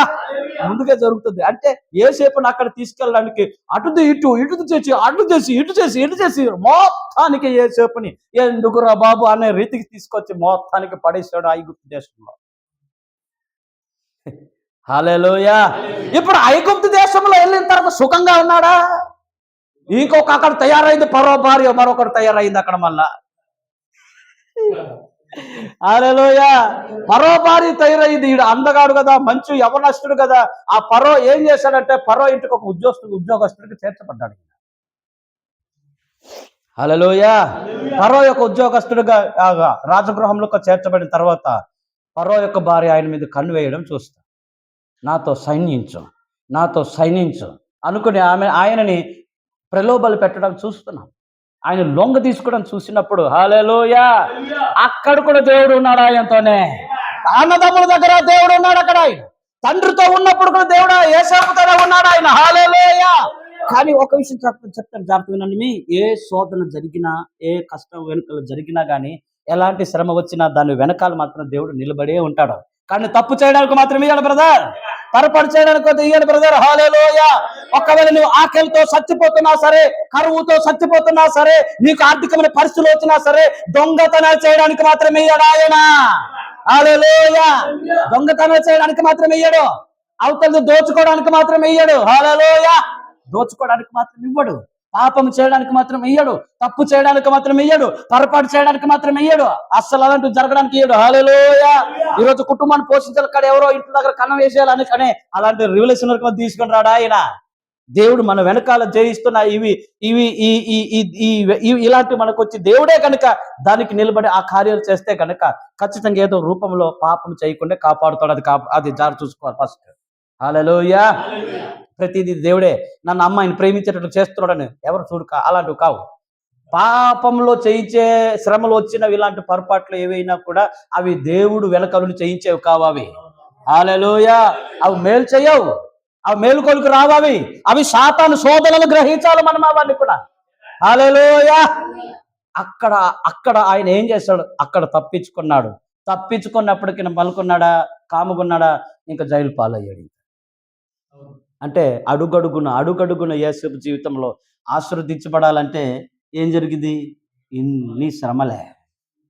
హల్లెలూయా. కానీ యోసేపు జీవితంలో దేనికోసం జరుగుతున్నాయంటే సమస్తము సమకూడి మేలు కొరకే జరుగుతుంది. హల్లెలూయా. ఒక్కవేళ కనుక యోసేపే కనుక ఇప్పుడు యోసేపు వద్దే తెలుసా, పరో ఇంట్లో ఉద్యోగస్తులకు చేరాలన్నా అది దేవుని చిత్తమై ఉన్నది, జైలుకు వెళ్ళాలన్నా అది దేవుని చిత్తమై ఉన్నది. హల్లెలూయా. ఆ జైలులో వెళ్ళి కూడా ఏం చేశాడంటే, జైలుకు వెళ్ళకపోతే అక్కడ ఒక కలబావు చెప్పేవాడు కాదు. హల్లెలూయా. ఇద్దరు వెనకాల అక్కడ మళ్ళీ ముగ్గురు జైలు వేస్తారు. ఒకే గదిలో ముగ్గురు ఉంటారు. అక్కడ వాళ్ళ ఇద్దరు కూడా కలలు కంటారు. ఆ ఇద్దరు కలభావాన్ని కూడా ఈ యేసేపు చెప్తాడు. హల్లెలూయా. అది కూడా దేవుని యొక్క ఉద్దేశం బట్టే జరుగుతుంది. సో ఇదంతా జరిగిపోయింది కదా, ఇదంతా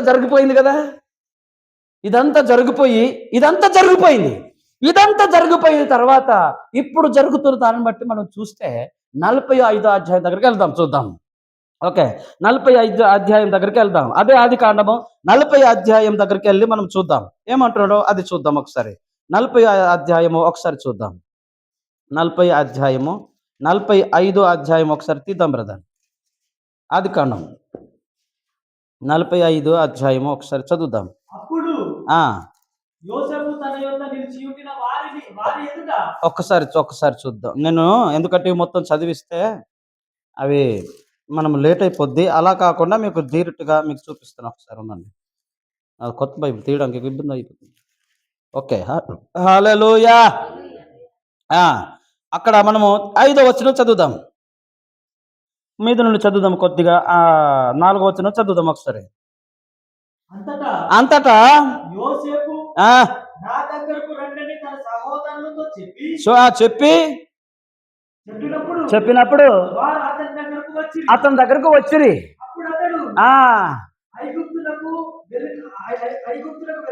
వెళ్ళినప్పుడు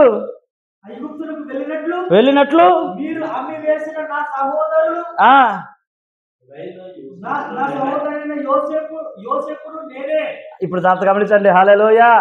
ఇప్పుడు తనను తాను ఇక్కడ ఏం చేసుకుంటున్నాడు? ఓకే, ఈ చరిత్ర అంతా మనం చదువుకున్నాం, తెలుసు. అంటే నా ఉద్దేశం అది కాదు, కానీ అది వేరే రెవల్యూషన్లోకి వెళ్తుంది. హల్లెలూయా. జాగ్రత్తగా విన్నాడు సంగమా. అయితే ఇక్కడ ఏమంటున్నాడంటే, ఓకే, ఆయన అమ్మివేయడం అయిపోయింది. ఆయన అమ్మివేయడానికి గల కారణము ఒక ఉద్దేశమే. ఆయన అమ్మివేయడానికి ఉద్దేశమే. ఆయన అమ్మివేయడానికి గల ఉద్దేశము దేవుని ప్రణాళికే. అక్కడికి వచ్చిన తర్వాత ఏం జరిగిందంటే, హల్లెలూయా, ఆ కలభావం కూడా అలాగ జరిగింది.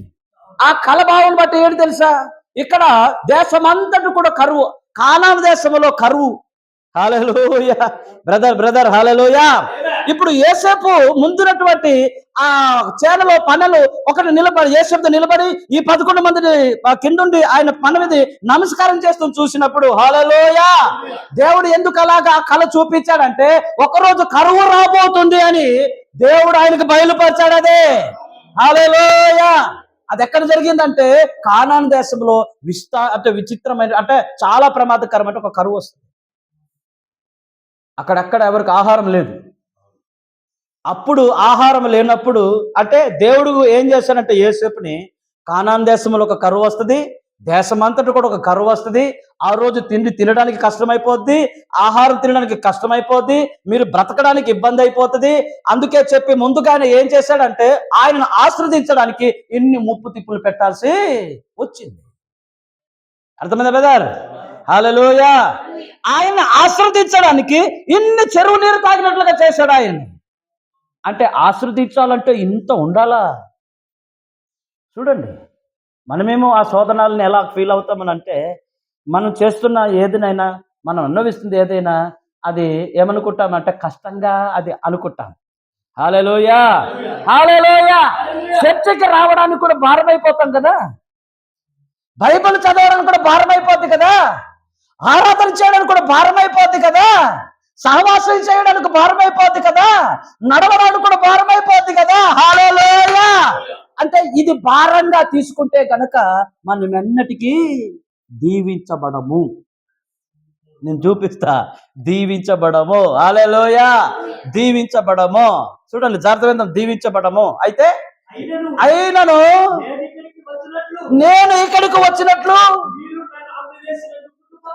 అది, హల్లెలూయా, ఏకతడు మీరు అమ్మి వేసినందుకు మీరు నా పట్ల దుఃఖపడాల్సిన పని లేదన్నాడు ఆయన. హల్లెలూయా. అంటే ఇప్పుడు ముందు జరిగిందంతా కూడా ఈయన పగపట్టడాలు, ఆయన ద్వేషించడాలు, ఆయన గోతిలో పడేయడము, ఆయన అమ్మివేయడాలు, ఇవన్నీ కూడా రెవల్యూషన్ ఎప్పుడు వచ్చింది యోసేపుకి? ఐగుప్తు దగ్గరికి వెళ్ళి వాళ్ళన్నరు అక్కడికి వచ్చి వాళ్ళు నా అన్నదమ్ములను గ్రహించినప్పుడు అదంతా జరిగిన తర్వాతనే యోసేపుకి రెవల్యూషన్ పూర్తిగా వచ్చిందనమాట. హల్లెలూయా. ఆహా ప్రభువా, ఇందుకోసం నన్ను గోతిలో పడేశావా? ఇందుకోసమే నన్ను అమ్మేశావా? ఇందుకోసమే ప్రభు కళలు చూపించావా? హల్లెలూయా. ఇప్పుడు యేసేపుకు అర్థమైపోయింది. హల్లెలూయా. మరి అవన్నీ కూడా, ఆ పనులన్నీ కూడా నమస్కరించడం అంటే, నా అన్నలు నా దగ్గరకు వచ్చి నిలబడమని ఇదేనా ప్రభువా అని అక్కడ పూర్తి రెవల్యూషన్ వచ్చింది ఆయనకి. అవునా కదా? అంటే ఈ కష్టాలన్నిటిని గురించి వచ్చేసరికల్లా చూస్తే, రై అన్నాలా వచ్చేసరికి పిల్ట్ పట్టుకొని వెళ్ళి రూబేను పట్టాలి ఫస్ట్ పెద్దోడికి. ఎవరు? యోసేపు. ఇప్పుడు ప్రధానమంత్రి స్థానంలో ఉన్నాడు కదా, ఫరో యొక్క కుడి పార్శ్వంలో ఉన్నాడు కదా, గొప్ప రాజుగా ఉన్నాడు కదా, గొప్ప అధికారిగా ఉన్నాడు కదా. నా అన్నలు వచ్చారు, నన్ను అమ్మేసిన వాళ్ళు వచ్చారు, మీ సంగతి చూస్తాను, పిల్టు పట్టాలా. కానీ ఏమంటున్నాడు తెలుసా? నన్ను అమ్మడం రైటే, గోతిలో పడేయడం రైటే, హల్లెలూయా, నన్ను శోధించడం కూడా రైటే. ఇవన్నీ జరగాలంటే మనము బ్రతకడానికే. అర్థమైందా కదా? దేనికోసమట? అంటే ఒకరిని ఆశీర్వదించాలంటే ఇన్ని అవసరమా? అందుకే మనం సిద్ధపడిపోతాం. అవునా? హల్లెలూయా. ఏ భయపడాల్సిన అవసరం లేదు, సిద్ధపడిపోతాం బ్రదరు. అంటే ఏదైనా దేవుడు ఒకటి చేయి ఆశీర్వదించాలంటే, మీకు ఒక విషయం చెప్పనా? నా భౌతికంగా జరిగి నా జీవితంలో నేను మీకు చెప్తాను, వినండి. గత సంవత్సరాలలో ఎలా ఉండేదంటే, మేము భూమి వాటా చేసేసాం. మా అన్నది నాది 2 భాగాలకు చేసేసాం. 2 భాగాలు చేస్తే మరి మా అన్న మడి నా మడి కూడా పక్క పక్కనే కదా, ఒడ్డు మాత్రం ఇలా పెట్టుకున్నాం. మా అన్నదేమో జంగు చూస్తే ఇలాగ ఉంది అనమాట.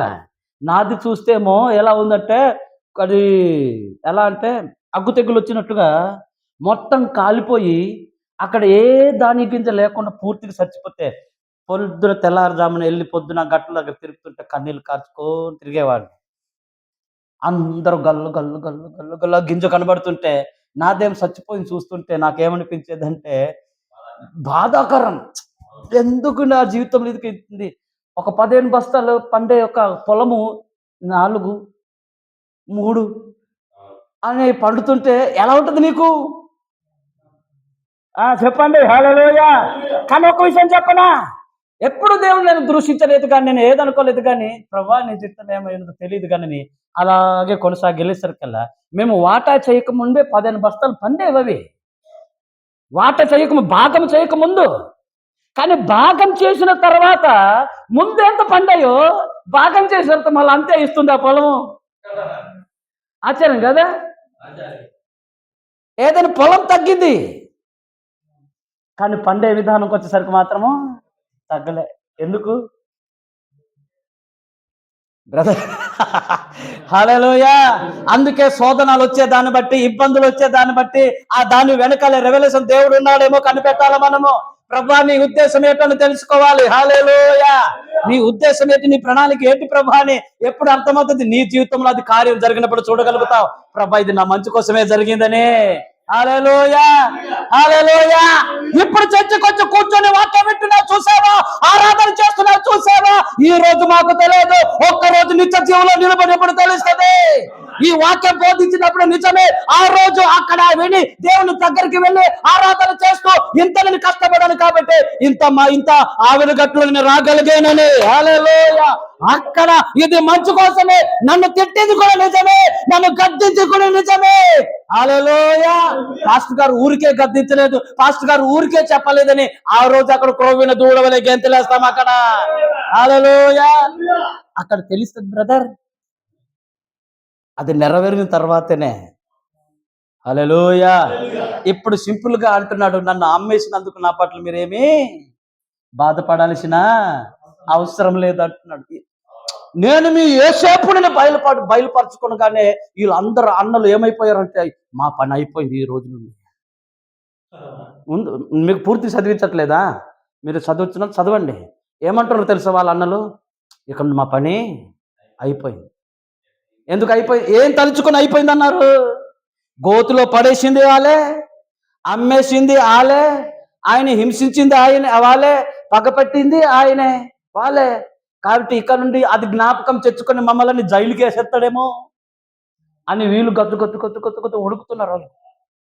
కానీ అది చూసి యోసేపు ఏమంటున్నాడంటే, నన్ను అమ్మేస్తారని చూసి మీరు నా పట్ల మీరు ఏం దుఃఖపడాల్సిన పని లేదు, అవసరం లేదని చెప్తున్నాడు ఆయన. హల్లెలూయా. ఏమంటాడు కిందకి చదివితే, అది మీకు సంతాపం పుట్టింపనీయకుడి. హల్లెలూయా. దేనికోసమట? ప్రాణ రక్షణ కోసం అన్నాడు ఆయన. ప్రాణ రక్షణ కోసం ముందుగానే మీ ద్వారా దేవుడు నా పట్ల కార్యం చేయించాడు అక్కడ ఆయన. మనందరం బ్రతకాలని అన్నాడు ఆయన. హల్లెలూయా. దేనికోసమట బ్రదర్? ప్రాణ రక్షణ కోసమట. చూడండి. హల్లెలూయా. బ్రదర్ దేనికోసమట? మీకు ఒక వర్తమానం చూపిస్తాను, ఒకసారి తీయండి. అక్కడ అదే ఆపండి, ఒకటి చూపిస్తాను వినండి. హల్లెలూయా. చదువుదాం ఒకసారి.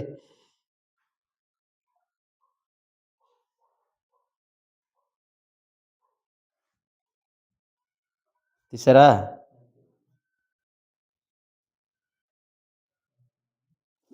ఇశ్రాయేలు మరియు సంఘం -53-03-25 బేగి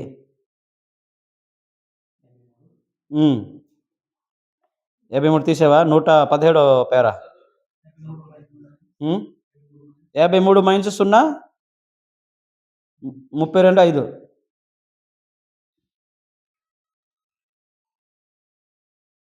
ఒకసారి చదువుదాం. ఈ రాత్రిన ఇప్పుడు జాగ్రత్తగా వినండి. హల్లెలూయా. అది రాత్రి, ఈ ఉదయకాలం నువ్వెందుకు సంఘానికి వచ్చావు అన్నాడు. ప్రవక్త అయితే రాత్రి కూటం అది, మన కూటమి ఎప్పుడు? ఉదయకాలపు కూటము. హల్లెలూయా. ఉదయకాలపు కూటము. అయితే ఏది నిన్ను వచ్చినట్లు చేసినది? హల్లెలూయా. ఏటంటున్నాడు? ఏది సంఘానికి వచ్చినట్లుగా చేసినది?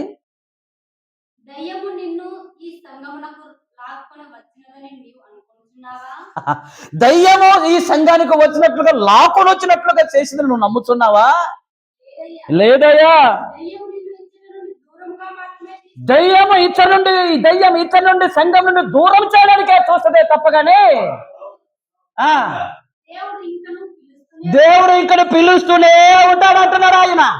మరి సంఘానికి దేవుడు ఎందుకు రమ్మని మనకు ఇక్కడ కూర్చోబెడుతున్నాడంటే అది సమస్తము సమకూడి మేలు జరగడానికి.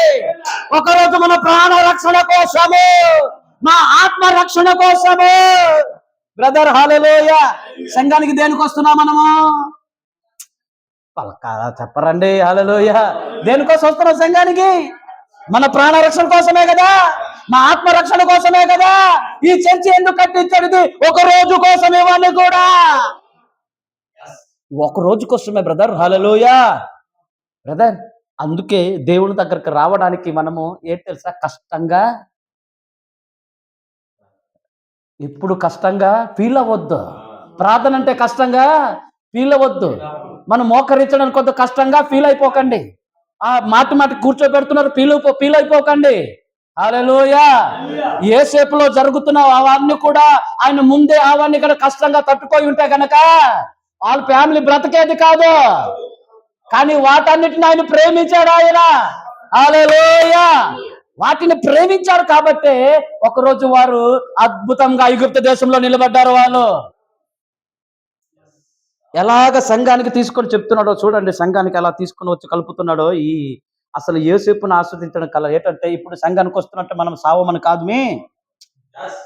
సంఘానికి దేవుడు రమ్మంటున్నాడు, సావడానికి కాదు. దేనికోసం రమ్మంటున్నాడు? మన సంఘానికి ప్రాణ రక్షణ కోసం రమ్మంటున్నాడు సంఘానికి, తెలుసా? హల్లెలూయా. Okay okay okay. తండ్రి నిన్ను రాత్రికాల వేళ పిలుస్తున్నాడు. చూడాలి. తండ్రి ఏటంటాడు తెలుసా? చదవమ్మా. తండ్రి నిన్ను యుదికేల వేళలో నిన్ను పిలుస్తున్నాడు. దేవుడిలో నీకు ఒక స్థలం ఉన్నది. దేవుడు నిన్ను పిలిచి ఉన్నాడు అన్నాడు ఆయన. హల్లెలూయా. మరి యేసేపును ఎవరు పిలిచాడైతే? మరి యేసేపును పిలిచాడు కాబట్టి దేవుడు కల్పించిన పిలువబడిన వారికి ఏం జరుగుతుంది అన్నాడు ఆయన? సమస్తము సమకూడి మేలు కొరకే జరుగుతుంది అన్నాడు ఆయన. ఇప్పుడు దేవుడు మమ్మల్ని పిలిచాడు అనుకో, సంఘానికి నడిపించాడు అనుకో, సంఘానికి రమ్మన్నాడంటే, సంఘానికి మనల్ని పిలిచి దేవుడు ఏం చేస్తున్నాడంటే, హల్లెలూయా, మన జీవితాల్లో కూడా ఏం చేయాలంటే, దేవుడు మనలో ఒక సరైన మేలైన మార్గంలో పెట్టడానికే కదా, నిత్య జీవంలో ఉంచడానికే కదా, పరలోకంలో నిలబెట్టడానికే కదా, ఆయనతో ఉండడానికే కదా, నిత్య రాజ్యంలో జీవించడానికే కదా. హల్లెలూయా. అప్పుడు నీకు తెలుస్తుంది. ఇక్కడ మనకు తెలియదు. ఇది మనకు తెలియదు బ్రదర్.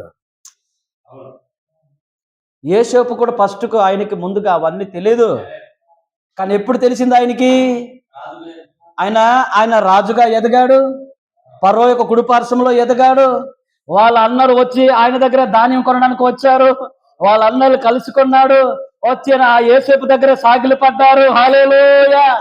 అవన్నీ చిన్నతనంలో జరిగినవన్నీ యేసేపుకు గుర్తుకు వచ్చినప్పుడు ఆ కళలన్నీ కూడా అక్కడ నెరవేరడం చూడగానే వారి సహోదరుని కోపంతో వారిని ద్వేషించలేదు కానీ. హల్లెలూయా. మీరు దీనికోసం బాధపడాల్సిన అవసరం లేదు, ఇది మన ప్రాణరక్షణ కోసమే జరిగింది అన్నాడు ఆయన. హల్లెలూయా. అదంతా దేనికోసము? ఆ వచ్చే కరువులో నుండి తప్పించడానికి. ఇప్పుడు దేవుడు సంఘానికి ఎందుకు రమ్మంటున్నాడు? ఒకరోజు భూమి మీద ఒక ఉగ్రత జరుగుతుంది కదా, నరకం అని ఒక గోతి ఉంది కదా, భయంకరమైన నరకం ఉంది కదా. హల్లెలూయా. ఎందుకోసం సంఘానికి రమ్మంటున్నట్టే, నరకాన్ని తప్పించుకోండి అంటున్నాడు ఆయన. అదే దేనికోసము? ఇప్పుడు చాలా మంది అనిపించుకోవట్టు, చాలా మంది ఎన్ని ప్రార్థనలు, యేసు ప్రభువుని మనం ఎందుకు ఆరాధన చేయాలి, పాటలు మనం ఎందుకు ఆరాధన చేయాలి, ఎందుకు సావాసం చేయాలి, డబ్బు ఖర్చు పెట్టి తిరగాలనుకో, తిరుగు. ఈరోజు దేవుని నిర్లక్ష్యం చేసిన వాళ్ళ పరిస్థితి ఒక రోజు వారు అనుకుంటారు, గుండెలు తీర్చుకుంటారు. ఆ రోజు సంఘానికి వెళ్ళున్న బాగుందని ఏడ్చే రోజు ఒక రోజు వస్తుంది. హల్లెలూయా. ఏడ్చే రోజు ఒక రోజు వస్తుంది. కానీ దేవుడు ముందుగానే మనకు భవిష్యత్తు జ్ఞానాన్ని ఎరిగియే రక్షింపబడాలని ముందుగా ప్రణాళికతో, హల్లెలూయా, దేవుడు తన సంఘానికి ఏం చేస్తున్నాడంటే ఆయన పిలుస్తూనే ఉన్నాడు ఆయన. హల్లెలూయా. కానీ దేవుడు పిలుస్తుంటే దయ్యం ఏం చేస్తుంది? సంఘం నుండి దూరం చేయడానికి ప్రయత్నం చేస్తున్నారు. అందుకే ఈరోజు సంఘానికి రాకుండా బయట తిరిగే వాళ్ళు, సంఘం నుండి బయటకు వెళ్ళిపోయేవారు, వాళ్ళకి తెలియదు దయ్యం నన్ను సంఘం నుండి దూరం చేసిందని. నిత్య జీవం నుండి దూరం చేసిన వారికి అర్థం కావట్లే. దయ్యము వారిని ఏం చేసిందంటే పూర్తిగా ఆవరించి తమ ఆత్మ నాశించిపోతుంది, తెలుసుకోవట్లేదు వాళ్ళు. సంగమా, నేను ఎంత అదృష్టంగా ఫీల్ అవుతున్నానంటే ఇలాంటి కోట్లు తెచ్చిన ఈ జీవితాన్ని కొనుక్కోలేననిపిస్తుంది నాకు. హల్లెలూయా.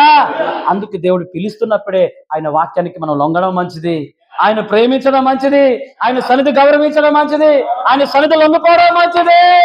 హల్లెలూయా.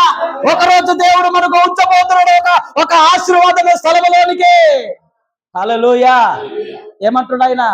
ఆ రోజు తెలుస్తుంది, ఓహో ఆ రోజు చర్చిలో ఉన్నానంటే ఇదా, ప్రార్థన అంటే ఇదా, పాటలంటే ఇదా. ఇంతసేపు కూర్చోబెట్టి అన్నం పెట్టకుండా మాకు చెప్పి నొక్కేశారు, మా గొంతు నొక్కారంటే ఏమనుకున్నాను, ఇలాంటి ప్రదేశంలో వచ్చాను అనుకోండి. హల్లెలూయా. ఆ రోజు నిన్ను చూసి నీవే గర్వపడతావు అక్కడ. హల్లెలూయా. నిన్ను చూసి నీవే గర్వపడతావు ఆ రోజు. అమ్మా జాగ్రత్తగా వినండి. ఈ రోజు మనము సరదా కోసం మందిరానికి రావట్లేదు. అక్కడ యోసేపుకి సరదా కోసం జరగలేదు, యోసేపు ఒక ఉద్దేశం కోసమే జరిగింది అది అంతా. హల్లెలూయా. కానీ యోసేపు అది కీడుగా అది అనిపించవచ్చు, అవునా కదా? గోతిలో పడేయడము, ఆయన తూలులాడడము, ఆయన ద్వేషించడము, ఆయనను అమ్మేయడము, ఆయన తీసుకెళ్లి బానిసలుగా అమ్మేయడము, ఇంత జరుగుతున్నవంటే యోసేపు ఎందుకు నా జీవితం ఇలాగుంది, పల్లక ఆత్మహత్య చేసి చచ్చిపోయి ఉంటే బాగుంది అనే పరిస్థితికి వచ్చిన స్థితిలో ఉన్నాడు. తన సొంత అన్నదమ్ములు ద్వేషిస్తుంటే ఎంత అనుభవిస్తారు చెప్పండి. హల్లెలూయా. ఎంత బాధాకరంగా ఉంటుంది. కానీ ఒక రోజు తెలిసింది యోసేపు కూడా. హల్లెలూయా. ఆ కళలన్నీ కూడా నిజం జరగడము, అదంతా కూడా ఒక రోజు జరగడము. అది జరిగిన తర్వాత ఆ కళ్ళ ముందు తమ అన్నలు వచ్చి ఆయన దగ్గరకు వచ్చి కాలు మొక్కడం చూడడం బట్టి ఆయన గ్రహించాడు, ఆయన ఆ కళ అంతా కూడా ఇది మంచి కోసమే జరిగిందని. హల్లెలూయా. చదువుదాం ఒకసారి, కిందకి చదువుదామమ్మా. అదే ఇప్పుడు చదువుండు కదా, చదవమ్మా.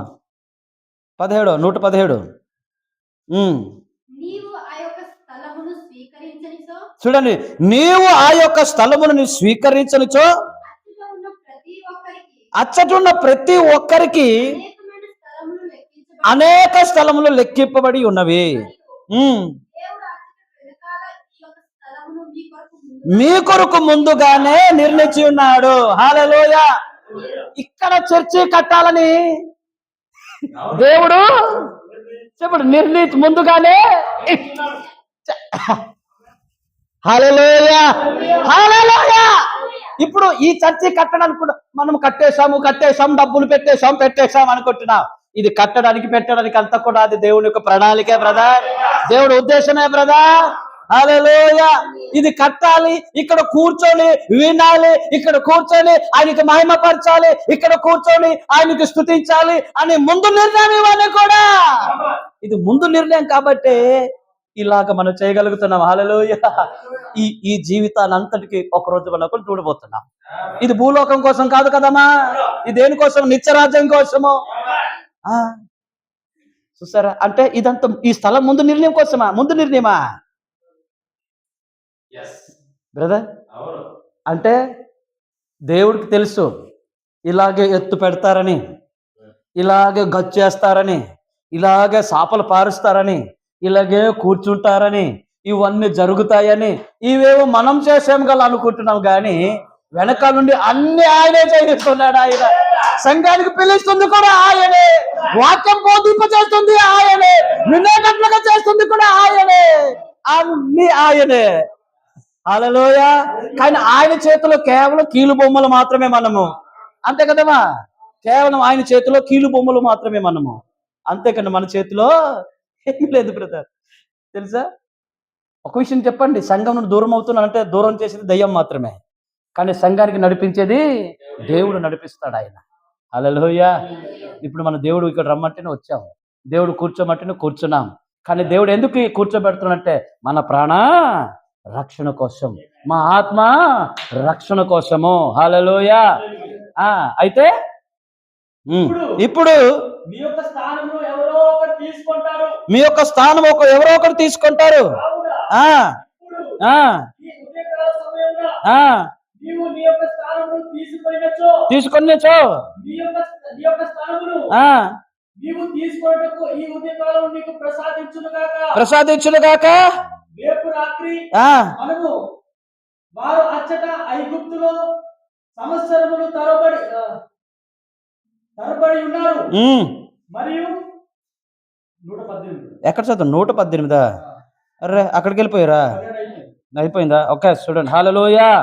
ఏటంటున్నాడు అంటే మీ కొరకు ముందుగానే నిర్ణయించి ఉన్నాడు.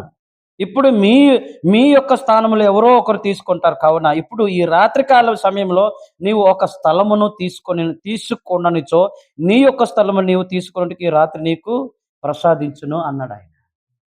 హల్లెలూయా. ఈ స్థలము కూడా దేవుడిచ్చిందే. ఈ స్థలము కూడా దేవుడిచ్చిందే. చెప్పండి. హల్లెలూయా. కష్టంగా ఫీల్ అవ్వద్దు.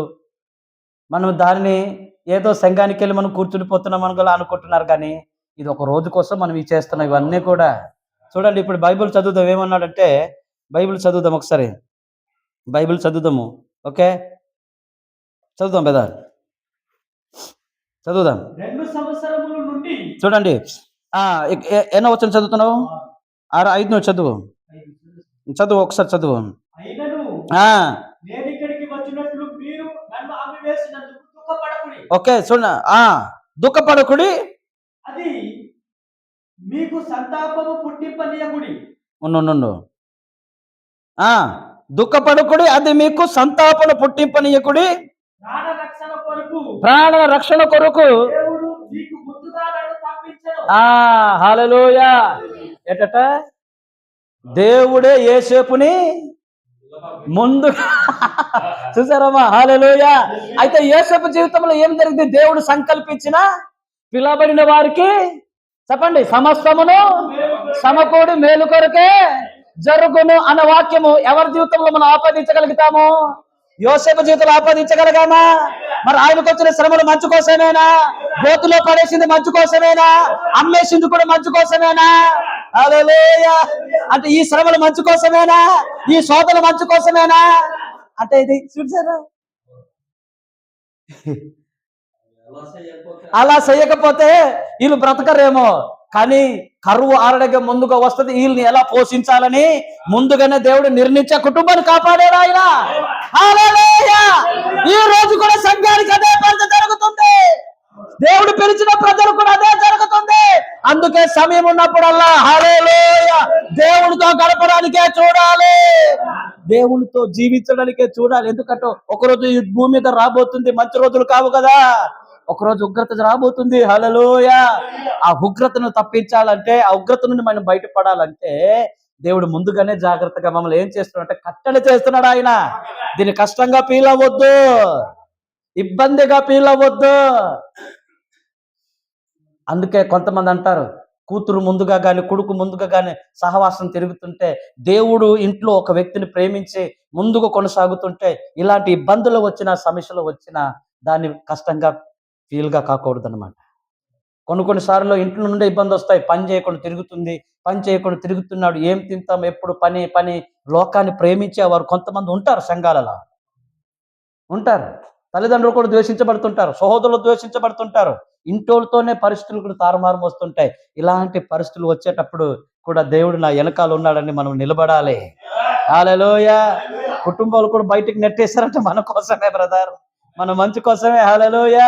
మన ఇంట్లో గిట్టట్లేదంటే కూడా అది మన కోసమే, మంచి కోసమే. అది కీడుకు జరగట్లేదు. హల్లెలూయా. దేవునికి మహిమ కలుగునుగాక, దేవునికి స్తుతి కలుగునుగాక అని ఈ శోధనాలు బట్టి ప్రభువుకి మహిమ చెల్లించాలి. హల్లెలూయా. యాకోబు జీవితంలో కూడా, యోబు జీవితంలో కూడా అదే రాయబడి, చివరి అధ్యాయంలో ఏం రాయబడిందంటే, యోబుని ముందు ఆశ్రదించిన దానికంటే ఆయన శ్రమ పొందిన తర్వాతనే ఎక్కువగా ఆశ్రదించబడాలని రాయబడింది. హల్లెలూయా. ఎక్కువగా ఆశ్రదించబడ్డాడని రాయబడింది. అందుకే రాయబడింది ఏంటి తెలుసా? నేను శోధింపబడిన తర్వాత నేను సువర్ణముగా నేను మారితిని అన్నాడు ఆయన. హల్లెలూయా. ప్రవక్త జీవితాల్లో కూడా జరుగుతుంది. ఏమనంటే పెంతెకొస్తు వారితో సావాసం వెళ్ళడానికి వారి అత్త అడ్డగిచ్చినప్పుడు, తన భార్య అడ్డగిచ్చినప్పుడు, ప్రవక్త సువార్తకి ఆ పెంతెకొస్తులతో సావాసించడానికి వెళ్ళినప్పుడు వీళ్ళిద్దరు అడ్డుపడగానే ప్రవక్త జీవితంలో ఏం చేశాడు తెలుసా? ముప్పు తిప్పులు 3 చెరువులు నీరు తాగించేశాడు ప్రవక్త. భార్యను తీసుకున్నాడు, కుమార్తెను తీసుకున్నాడు. వీళ్ళిద్దరు చావులను తట్టుకోలేక 2 సార్లు ఆత్మహత్యలు చేసుకోవడానికి కరెంటు వైర్ దగ్గర స్తంభాలు బాగా చేసిన భార్య కూతురు గుర్తొచ్చినప్పుడు కరెంటు వైర్ పట్టేశాడు ఆయన. కింద తర్వాత చేసి ఆయన మేలుకొచ్చినప్పుడు ఆ స్తంభం మీద ఉన్నోడు ఎక్కడికి వెళ్ళాడో తెలియదు. తర్వాత చూస్తే కింద ఉన్నాడు ఆయన. ఎలా దిగాడో తెలియదు, పడ్డాడో తెలియదు, దిగాడో తెలియదు. తర్వాత చూస్తే కళ్ళు తెరిచి చూస్తేమో కింద ఉన్నాడు ఆయన. ఆయనను చంపడానికి లేదు. హల్లెలూయా, హల్లెలూయా.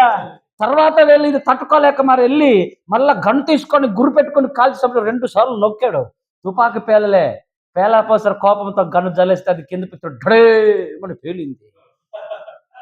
ఇలాగ నన్ను సావనివ్వడనుకుని చెప్పి రాను అనిస్తే ఏకము దేవుడే ఆయనకి దర్శనం చూపించాడు. ఆయన దేవుడే తన భార్య ముందుకు తీసుకుని పెట్టాడు ఆయన. హల్లెలూయా. చనిపోయిన తన భార్య మాట్లాడినప్పుడే ఆయన ఓదార్పు పొందగానే హల్లెలూయా. తర్వాత ఒక స్వరం వచ్చింది, ఈ సారును కొనసాగించమన్నాడు ఆయన. బలమును పంచుకొని ముందుకు వెళ్ళగానే హల్లెలూయా అద్భుతంగా పరిచయం చేయగలిగాడు ఆయన. దేవుడి చేతుల్లో అగ్ని గోళంగా వాడబడ్డాడు ఆయన. శోధించబడిన తర్వాతే. హల్లెలూయా. శోధించబడిన తర్వాతే అంటే శోధనలో ఇంత తృప్తి ఉంది చూడండి. హల్లెలూయా. అందుకే శోధనలు ఏం చేయాలి? ప్రేమించాలి బ్రదర్. కష్టాలు వస్తున్నాయని బాధపడొద్దు ఎవరైనా సరే.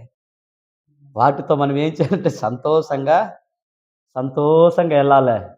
హల్లెలూయా. ఏం చేస్తావో ప్రభా చెయ్యి. మనం ఆయన చేతుల్లో ఎలాంటి వాళ్ళం అంటే కేవలం ఆయన చేతిలో కీలుబొమ్మలో మనం. ఆయన ఎలా ఆడుకుంటే అలా ఆడుకుంటాడు, ఎలా నడిపిస్తే అలా నడిపిస్తాడు. కానీ మనం ఒకటి ఏం చేయాలంటే కోపం అవ్వకూడదు అనమాట. కూడా ప్రార్థన అంటారు నాకు. ఎప్పుడు ప్రార్థన అంటాడు. అన్నం తిరునీయుడు. ఇలాగా కోపడు. ఇలాగ అవుతున్నావంటే దేవుణ్ణి నువ్వేం చేస్తున్నావంటే చిరాకుగా. కొంతమంది నిజమే మందిరానికి రా విషయంలో కొంచెం సర్కిల్గా చిరాకుతో వస్తారనమాట. చిరాకుతో వస్తారు. కానీ మీకు తెలియట్లేదు చిరాకుతో రాకండి ఎప్పుడు కూడా. హల్లెలూయా. ప్రేమతో రమ్మంటున్నాడు ఆయన, సంతోషంగా రమ్మంటున్నాడు ఆయన. ఇది భవిష్యత్తులో మన ప్రాణ రక్షణ కోసం. చూసారా, కరువులు ముందుగానే వస్తాయని దేవుడు చెప్పేశాడు. చదువుదాం ఒకసారి బైబిల్లో కిందకి చదివి మనం ముగించుకుందాం. చదువుదాం ఒకసారి కిందకి చదువుదాం. 2 సంవత్సరముల నుండి కరువు దేశంలో ఉన్నది. చూడండి ఎన్ని సంవత్సరాల నుండి అమ్మా? 2 సంవత్సరాల నుండి భూమి మీద కరువు ఉన్నది.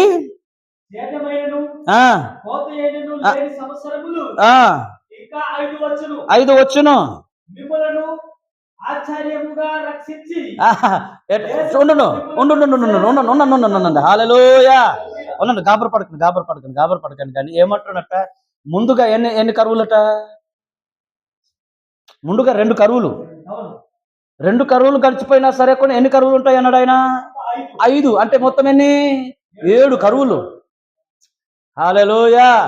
అవి మామూలు కరువులు కావు. నీరు ఇంకిపోవడము, వర్షం లేకపోవడము, ఏ పొలం మీద దుక్కేసి విత్తనం వేస్తున్న విత్తనం పంట ఏమి పండకపోవడము, ఇవన్నీ జరుగుతాయని ముందుగానే ఆ కరువును గురించి యేసేపుకి దేవుడు ముందుగానే బయలుపరిచాడు కదా. హల్లెలూయా. అంటే దేవుడు ఏం చేశాడంటే ఆ పనులు దేనికోసమో అక్కడ ఆ 11 మంది నమస్కారం చేయడం, ఆయన పను మాత్రం నిలబడడం, మిగతా వచ్చి ఆయన పని మీద పడడం అనే విషయాన్ని ముందుగానే ఏం చేశాడంటే యేసేపు ఐగుప్తులోకి వెళ్తాడు. ఐగుప్తు ఫరో కుడి పార్శ్వంలో కూర్చుంటాడు. ఆ ధాన్యాన్ని ఆయనే పోగు చేస్తాడు. ఆ ధాన్యాన్ని ఆయనే అమ్ముతాడు. ఆయన అమ్ముతున్నప్పుడు ఆయన సహోదరులు ఆయన దగ్గరకు వచ్చి ఆయనకి నమస్కరించి ఆ ధాన్యాలు ఆయన దగ్గరకు వచ్చి కొంటారని ముందు భవిష్యత్తులో దేవుడు రాయించాడు. హల్లెలూయా. అది జరగడానికే ఇవన్నీ జరిగించాడు ఆయన అక్కడ. అవునా కదా? అర్థమవుతుందా కదా? అవన్నీ జరగడానికే యేసేపుకి ఏం చేశాడు ఆయన? ముప్పు తెరుపులు చేశాడు ఆయన. గోతిలో పడేశాడు, చేశాడు. ఆ ఇడు కలలు కన్నేవాడు వస్తున్నాడు రోయ్.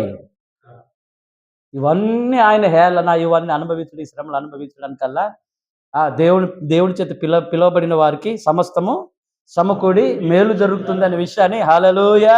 ఇప్పుడు చెప్పండి, నాకు యేసేపుకు మేలు జరిగిందా, కీడు జరిగిందా? మేలే జరిగింది. అంటే ఒక విషయం చెప్పనా, దేవుడు ఎన్నికలో నీవు నేను మనం ఎవరమైనా ఉంటే గనక కాపాడాల్సిన బాధ్యత ఆయన్ని. తెలుసా? కాపాడాల్సిన బాధ్యత ఆయన్ని. నిన్ను రక్షించుకుంటాడు, నన్ను రక్షించుకుంటాడు. ప్రాణం పెట్టింది ఆయన, రక్షించుకుంటుంది ఆయనే, ప్రేమించింది కూడా ఆయనే. హల్లెలూయా. ఈ మందిరం కట్టించింది ఆయనే, కూర్చోబెడుతుంది ఆయనే, సన్నిధికి నడిపిస్తుంది ఆయనే. సమస్తం అన్నీ సమకూడి మేలు కొరికే జరుగుతున్నాయి. హల్లెలూయా. ఇవన్నీ మనము శోధనగా తీసుకోకుండా ఏడు కరువుల నుండి తప్పించడానికి ఇప్పుడు యేసేపును ముప్పు తెప్పులు పెట్టాడు. జైలుకి వెళ్ళాల్సి వచ్చింది, ఫరో భార్యతో శోధించబడాల్సిన అవసరం వచ్చింది, అందరితో అవమానమును పొందుకోవాల్సి వచ్చింది. ఎన్ని శ్రమలు అనుభవించేసరికి ఇప్పుడు ఆ ప్రణాళిక అంతా బయలుపాటు అయిపోయింది. అయ్యి చెప్తున్నాడు ఇక్కడ. చదువుదాం తర్వాత కిందికి. ఓకే, తర్వాత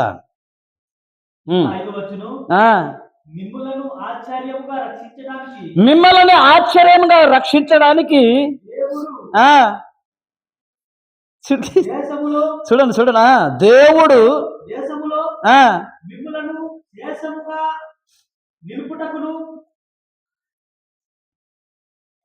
చెప్పండి, చదవండి. నిలుపుటకును ప్రాణముతో కాపాడుటకును. అదే హల్లెలూయా. ఏటట దేవుడు ఏం చేశాడట? ఆయన ముందుగా యేసేపును పంపాడు. అంటే అక్కడ పంపడానికే కళ్ళ ఇచ్చాడు అనమాట. ఇది శ్రమల ద్వారా అక్కడికి వెళ్ళాల్సి వచ్చింది ఆయన, శోధనల ద్వారా వెళ్ళాల్సి వచ్చింది ఆయన. హల్లెలూయా. మరి పరలోక రాజ్యం కూడా సులువుగా వెళతామా? పరలోక రాజ్యం కూడా శ్రమలతో కూడినదే, ఆయన మార్గం ఇరుకు మార్గమై ఉన్నదే. శోధన దోరే ఆయన రాజ్యంలోనికి ప్రవేశిస్తాం మనము కూడా. హల్లెలూయా. మీకు విషయం చెప్పనా, మరొక విషయం చెప్పనా, ముందు విషయం మీకు చెప్పనా? ఏంటి తెలుసా? హల్లెలూయా. మనం ఎందుకు సంఘానికి ముందుగా వచ్చాను చెప్పండి? ఇంకా రావాల్సిన వారిని తీసుకుని రావడానికే ముందుగా వచ్చి మనం ఏం చేయాలి? రాని వారి కోసం ప్రార్థన చేయాలి, రాని వారి కోసం మొర్ర పెట్టాలి, రాని వారి కోసం గోజాడాలి. ముందుగా దేవుడు మమ్మల్ని పిలిచాడు. ఎంత ప్రణాళిక ఇది! యేసేపు జీవితంలో ఇప్పుడు అర్థమైపోతుంది, మొత్తం బయలుపాటు అయిపోతుంది. ఆయన వచ్చి ఆ ఐగుప్తులో ఆ ధాన్యం కొట్లు కట్టడం ఏంటి, ఆ కొట్లు కట్టేటట్లుగా ఆ ధాన్యమును అస్సలు చంద్రవిందన చేయకుండా మిగతా దేశాల్లో ఉన్న వాటిని కొనుక్కొని సమకూర్చేశాడు ఆయన. అంటే మొత్తం ఏడు కరువులన్నీ దాటిపోయే వరకు ఆ ధాన్యం అవ్వకూడదు, ప్రజలకు, ఆ దేశంలో ప్రజలందరికీ సరిపోయేటట్లుగా అవన్నీ సమకూర్చే విధంగా యేసేపు ద్వారా దేవుడు కార్యం చేశాడు ఆయన. హల్లెలూయా. కానీ అంత జరగడానికి ఈయన ఇన్ని అనుభవించాల్సి వచ్చింది. హల్లెలూయా. ఓకే, తర్వాత బ్రదర్ ఎప్పుడైనా ఈ రూపంలో చదివేమా? అమ్మేశాడు, గోతుల్లో పడేశారు, ఎందుకు అమ్మేశారు, యేసు ప్రభుకి జరిగింది ఇదే. మనం ఈ కోణంలో చూసి వెళ్ళిపోయాము. కానీ ఒక సమస్తము సమకూడి యేసేపు జీవితంలో ఆయన ఉన్న వెనకాల ఉన్న రెవల్యూషన్, ఆయన శ్రమల్లో ఒక విషయంకి వచ్చి ముందుగా ఆయన గోతిలో పడేయడానికి కూడా దేవుని ఉద్దేశం ఉంది, అమ్మేయడానికి కూడా దేవునికి ఉద్దేశం ఉంది. హల్లెలూయా. ఇప్పుడు ఐగుప్తు ఫరో భార్య దగ్గర నుండి, జైలు నుండి ఇవన్నీ వచ్చి దేవుడు ఈ రీతిగా యేసేపును తీసుకొచ్చి ఒక స్థాయికి నిలబెట్టాడు ఆయన. ఈ కష్టాలు వెనకాల యేసేపు జీవితంలో లాభమే ఉంది కానీ నష్టమేమి జరగలే. హల్లెలూయా. హల్లెలూయా. ఓకే, చదివేసి కొద్దిగా మనం చదివి మనం ముగించుకుందాం. చదువుదాం. కాబట్టి పంపలేదు. చెప్పండి అమ్మా హల్లెలూయా. ఎవరట? దేవుడే. అంటే పగ పట్టేటట్లుగా చేసింది, దేవుడే. గోతులో పడేటట్లుగా చేసింది, అమ్మేటట్లుగా చేసింది, కళలు చూపించింది, దేవుడే. హల్లెలూయా. తమ అన్నలతో మాట్లాడేటట్లుగా చేసింది, ఆ అన్నలతో విమర్శించేటట్లుగా చేసింది. హల్లెలూయా. ఇందులో దయ్యం ఏమి కనబడుతుందా? అస్సలు లేదు దయ్యం ఇందులో. దీని వెనకాల అన్ని యోసేపు జీవితంలో ఐగుప్తుకు పంపింది మీరు నన్ను పంపలేదు అంటున్నాడు ఆయన. వీళ్ళేమో ఐగుప్తులోనికి తీసుకెళ్ళి అమ్మేసాము వీళ్ళే అనుకున్నారు, కానీ వాళ్ళు దోరే దేవుడు ఇలాగా తీసుకుని వచ్చి అక్కడ.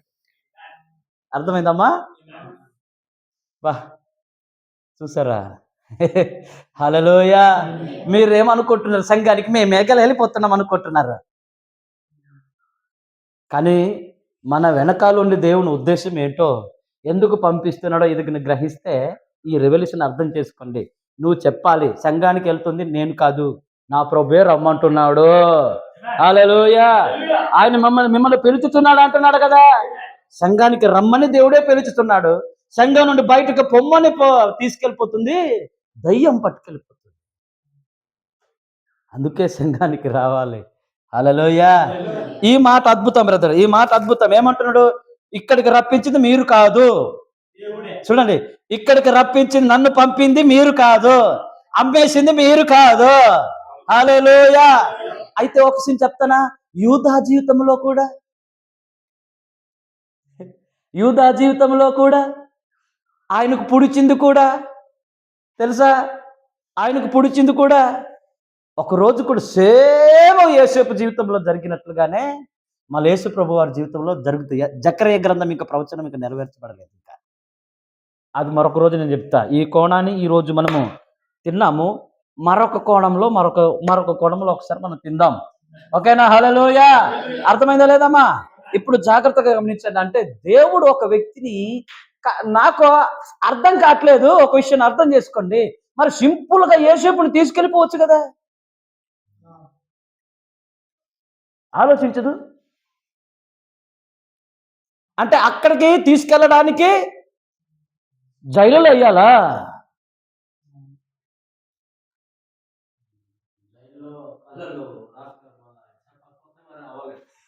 కాదు. అంటే సింపుల్గా అక్కడ ఐగుప్తుకి తీసుకెళ్ళడానికి ఇంత గోతులో పడేసలు అవసరమా? ఆ గొర్రె పిల్ల రక్తము ఆ సట్టు మీద పోసేసి తండ్రి దగ్గరికి వెళ్ళి తీసుకెళ్ళి అబద్ధం ఆడేటట్లుగా ఇవన్నీ జరగాల? అంటే దీని వెనకాల రెవల్యూషన్ అంతా చూడండి, ఇంత ఉంది. అంటే ఇది ఎందుకోసం జరిగింది అని పౌలు గారు చెప్తున్నాడంటే, ఈ రోమా రాసిన పత్రికలో దేవుడు పిలిచిన చదవండి ఒకసారి రోమిలకు రాసిన పత్రిక. మీరు దానిలో ఎత్తరగట్ట అక్కడికక్కడ వచ్చారు. అరే హల్లెలూయా. ఏటంతలో పౌలు గారు రాస్తున్నాడు అంటే, ఇప్పుడు ఆదికాండం పౌలు చదవలేదా? 29 కోడి గిడికలు గిలకండి. ఇప్పుడు జాగ్రత్త గమనించండి. హల్లెలూయా. ఎవరు ప్రేమించే వారికి దేవుడు, దేవుని ప్రేమించు వారికి అనగా ఆయన సంకల్పము చొప్పున పిలవబడిన వారికి అన్నాడు ఆయన. హల్లెలూయా. అది ఎవరి సంకల్పం ఇదంతా? ఇది దేవుని సంకల్పం. గోతులో పడేయడం ఎవరి సంకల్పం? దేవుని సంకల్పం. ఆయన్ను వెండికి అమ్మేయడానికి ఎవరి సంకల్పం? దేవుని సంకల్పం. హల్లెలూయా. అర్రే, ఇప్పుడు జైలుకు పంపడం ఎవరి సంకల్పం? దేవుని సంకల్పం. పరో భార్యతో శోధించబడము, హల్లెలూయా, ఆ భార్యను తప్పించడము దేవుని సంకల్పమే. ఏటి పరో తన ఇంటిని అంతా తన భార్యతో పాటు అందరికి ఆ ఇల్లు మొత్తం నీవే చూసుకొని అప్పచెప్పి వెళ్ళిపోవడము, ఇంత జరిగింది యేసుపు జీవితంలో. దావీదు, పౌలు గారు ఇవన్నీ పాత నిబంధన అభ్యాసన చేసి చెప్తున్నాడు. ఈ ఒక కీడు జరిగిందంటే దాని వెనకాల దానికి ఒక సంకల్పం ఉంది, అది మేలు కొరికే జరుగుతుంది అని. హల్లెలూయా. ఒక స్టోరీ చెప్తారు, ఒక కథ ఉంది. ఒక అడవిలో ఇద్దరు వేటకెళ్తారట.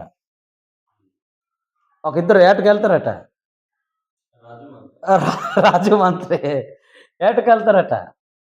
అక్కడ ఒక ఆచారం జరుగుతుంది. ఆచారం జరుగుతున్నప్పుడు ఆచారానికి ఒక మనిషిని బలి ఇవ్వాలి. వినండి వినండి, హల్లెలూయా. ఒక మనిషిని బలి ఇవ్వాలట. ఒక మనిషిని బలి ఇవ్వాలన్నప్పుడు ఈ వేటకెలో ఇద్దరు దొరుకుతారు. వీళ్ళిద్దరు దొరికినప్పుడు రాజు దగ్గర ఇద్దరు దొరికినప్పుడు ఆ మంత్రి ఏదో ఆయనకు ఆ ఫలం ఇవ్వడానికి అది కోస్తున్నప్పుడు చెయ్యి ఒక వేలు కట్టింగ్ అయిపోద్దట. అది కట్టింగ్ అయిపోయినప్పుడు ఆ వేలు అది ఎలా ఉంటుందంటే అది అంటే కుంటిదై ఉండకూడదు కదా బలి ఇవ్వాలంటే. ఎలాంటి బలి ఉండాలి బలి ఇవ్వాలంటే? అది మంచిదై ఎలాంటి అంగవలికం ఏమీ ఉండకూడదు అని చెప్పి చెప్పి అతను బలికిచ్చినప్పుడు ఇతను ఫస్ట్ పట్టుకున్నారట ఈ మంత్రిని. ఫస్ట్ పట్టుకుంటే అతన్ని చూశారట.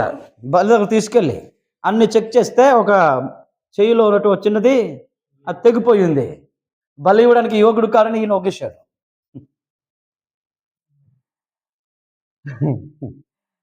ఈ రాజుకి ఏ శోధన వస్తున్నా కూడా ఏమంటాడంటే చెప్పుకుంటున్నా కూడా ఇది మేలు కొరికే అంటున్నాడట. సో అవన్నీ నేను మర్చిపోయాను కానీ మొత్తానికి రాజుకి అలాగంటాడు. రాజుకు అలాగన్న తర్వాత ఇతను అలాగంటున్నాడు చెప్పి ఇతను బజారు తట్టుకోలేక జైలుకి వేసేస్తాడు. ఈయన లాస్ట్కి దహన బలికి రాజే పాటు దొరుకుతాడు. ఈయన వదిలేస్తారు.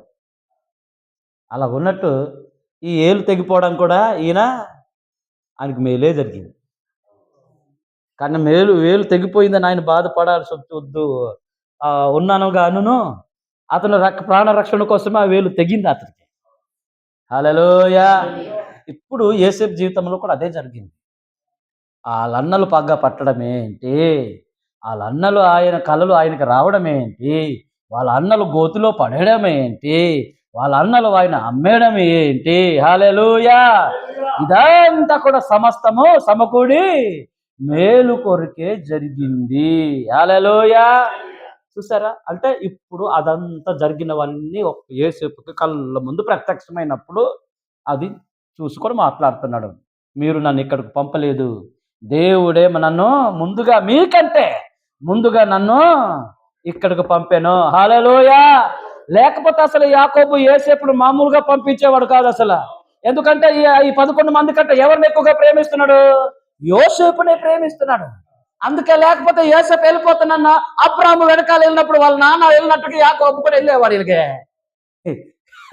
కానీ ఒక్కడనే ముందుకు తీసుకుని వచ్చి యోసేపుని ఐగుప్తులో నిలబెట్టాడు ఆయన. హల్లెలూయా. ముందుకు నిలబెట్టాడు. అర్థమైందా? కాబట్టి చూసారా, అంటే దేవుని ఒక ప్రణాళిక ఇలా ఉంటుంది. అందుకే ఏ శోధన వచ్చినా అంత ఈజీగా మనం దేవుడిని దూషించకూడదు. దాని వెనకాల రివల్యూషన్ దేవుని ఒక ప్రణాళిక ఉంటుందని దాన్ని మనం గమనించాలి. హల్లెలూయా. లేకపోతే ఇలాంటి అన్నలు ఎందుకు, నాకు ఇలాంటి అన్నలు దొరికినందుకు సిగ్గుపడుతున్నానని యోసేపు అని ఉండేవాడేమో. కానీ ఎన్నడూ యోసేపు జీవితంలో ఆయన ఉన్నాడు, చిన్నపిల్లడిగే ఉన్నాడు. కానీ ఆయన అమ్మేశారు, ఐగుప్తు తీసుకెళ్ళిపోయారు, బానిసగా తీసుకున్నారు. తీసుకెళ్ళి అయినా దేవుడు ఆయన వెనకాల ఉన్నాడు ఆయన. హల్లెలూయా. చూసారా, ఒక్కటి జరగడానికి ఇన్ని జరిగింది. కాబట్టి మనం ఏ విషయంలో అయినా సంఘానికి వస్తున్నామని దీని వెనకాల కూడా దేవుడే రమ్మంటున్నాడట. మనం రావట్లేదు. కానీ సంఘం నుండి దూరం చేసేది దెయ్యం, సంఘానికి రాకుండా చేసేది దెయ్యం, ఆరాధన చేయకుండా చేసేది దెయ్యము, ప్రార్థన చేయకుండా చేసేది దెయ్యము, వాక్యము చదవకుండా చేసేది దెయ్యము. హల్లెలూయా. దేవునికి దూరం చేసేది దెయ్యము. కానీ సంఘానికి నడిపించింది రమ్మన్నది మాత్రం దేవుడే తెలుస్తున్నాడు. ఈ కొద్దిపట్టి వాక్యాన్ని ప్రభు దీవించిన గాక. ఆమేన్ ఆమేన్. అందరు లేచి నిలబడి మరొకసారి మనం ప్రార్థన చేస్తూ ఈ కూటాన్ని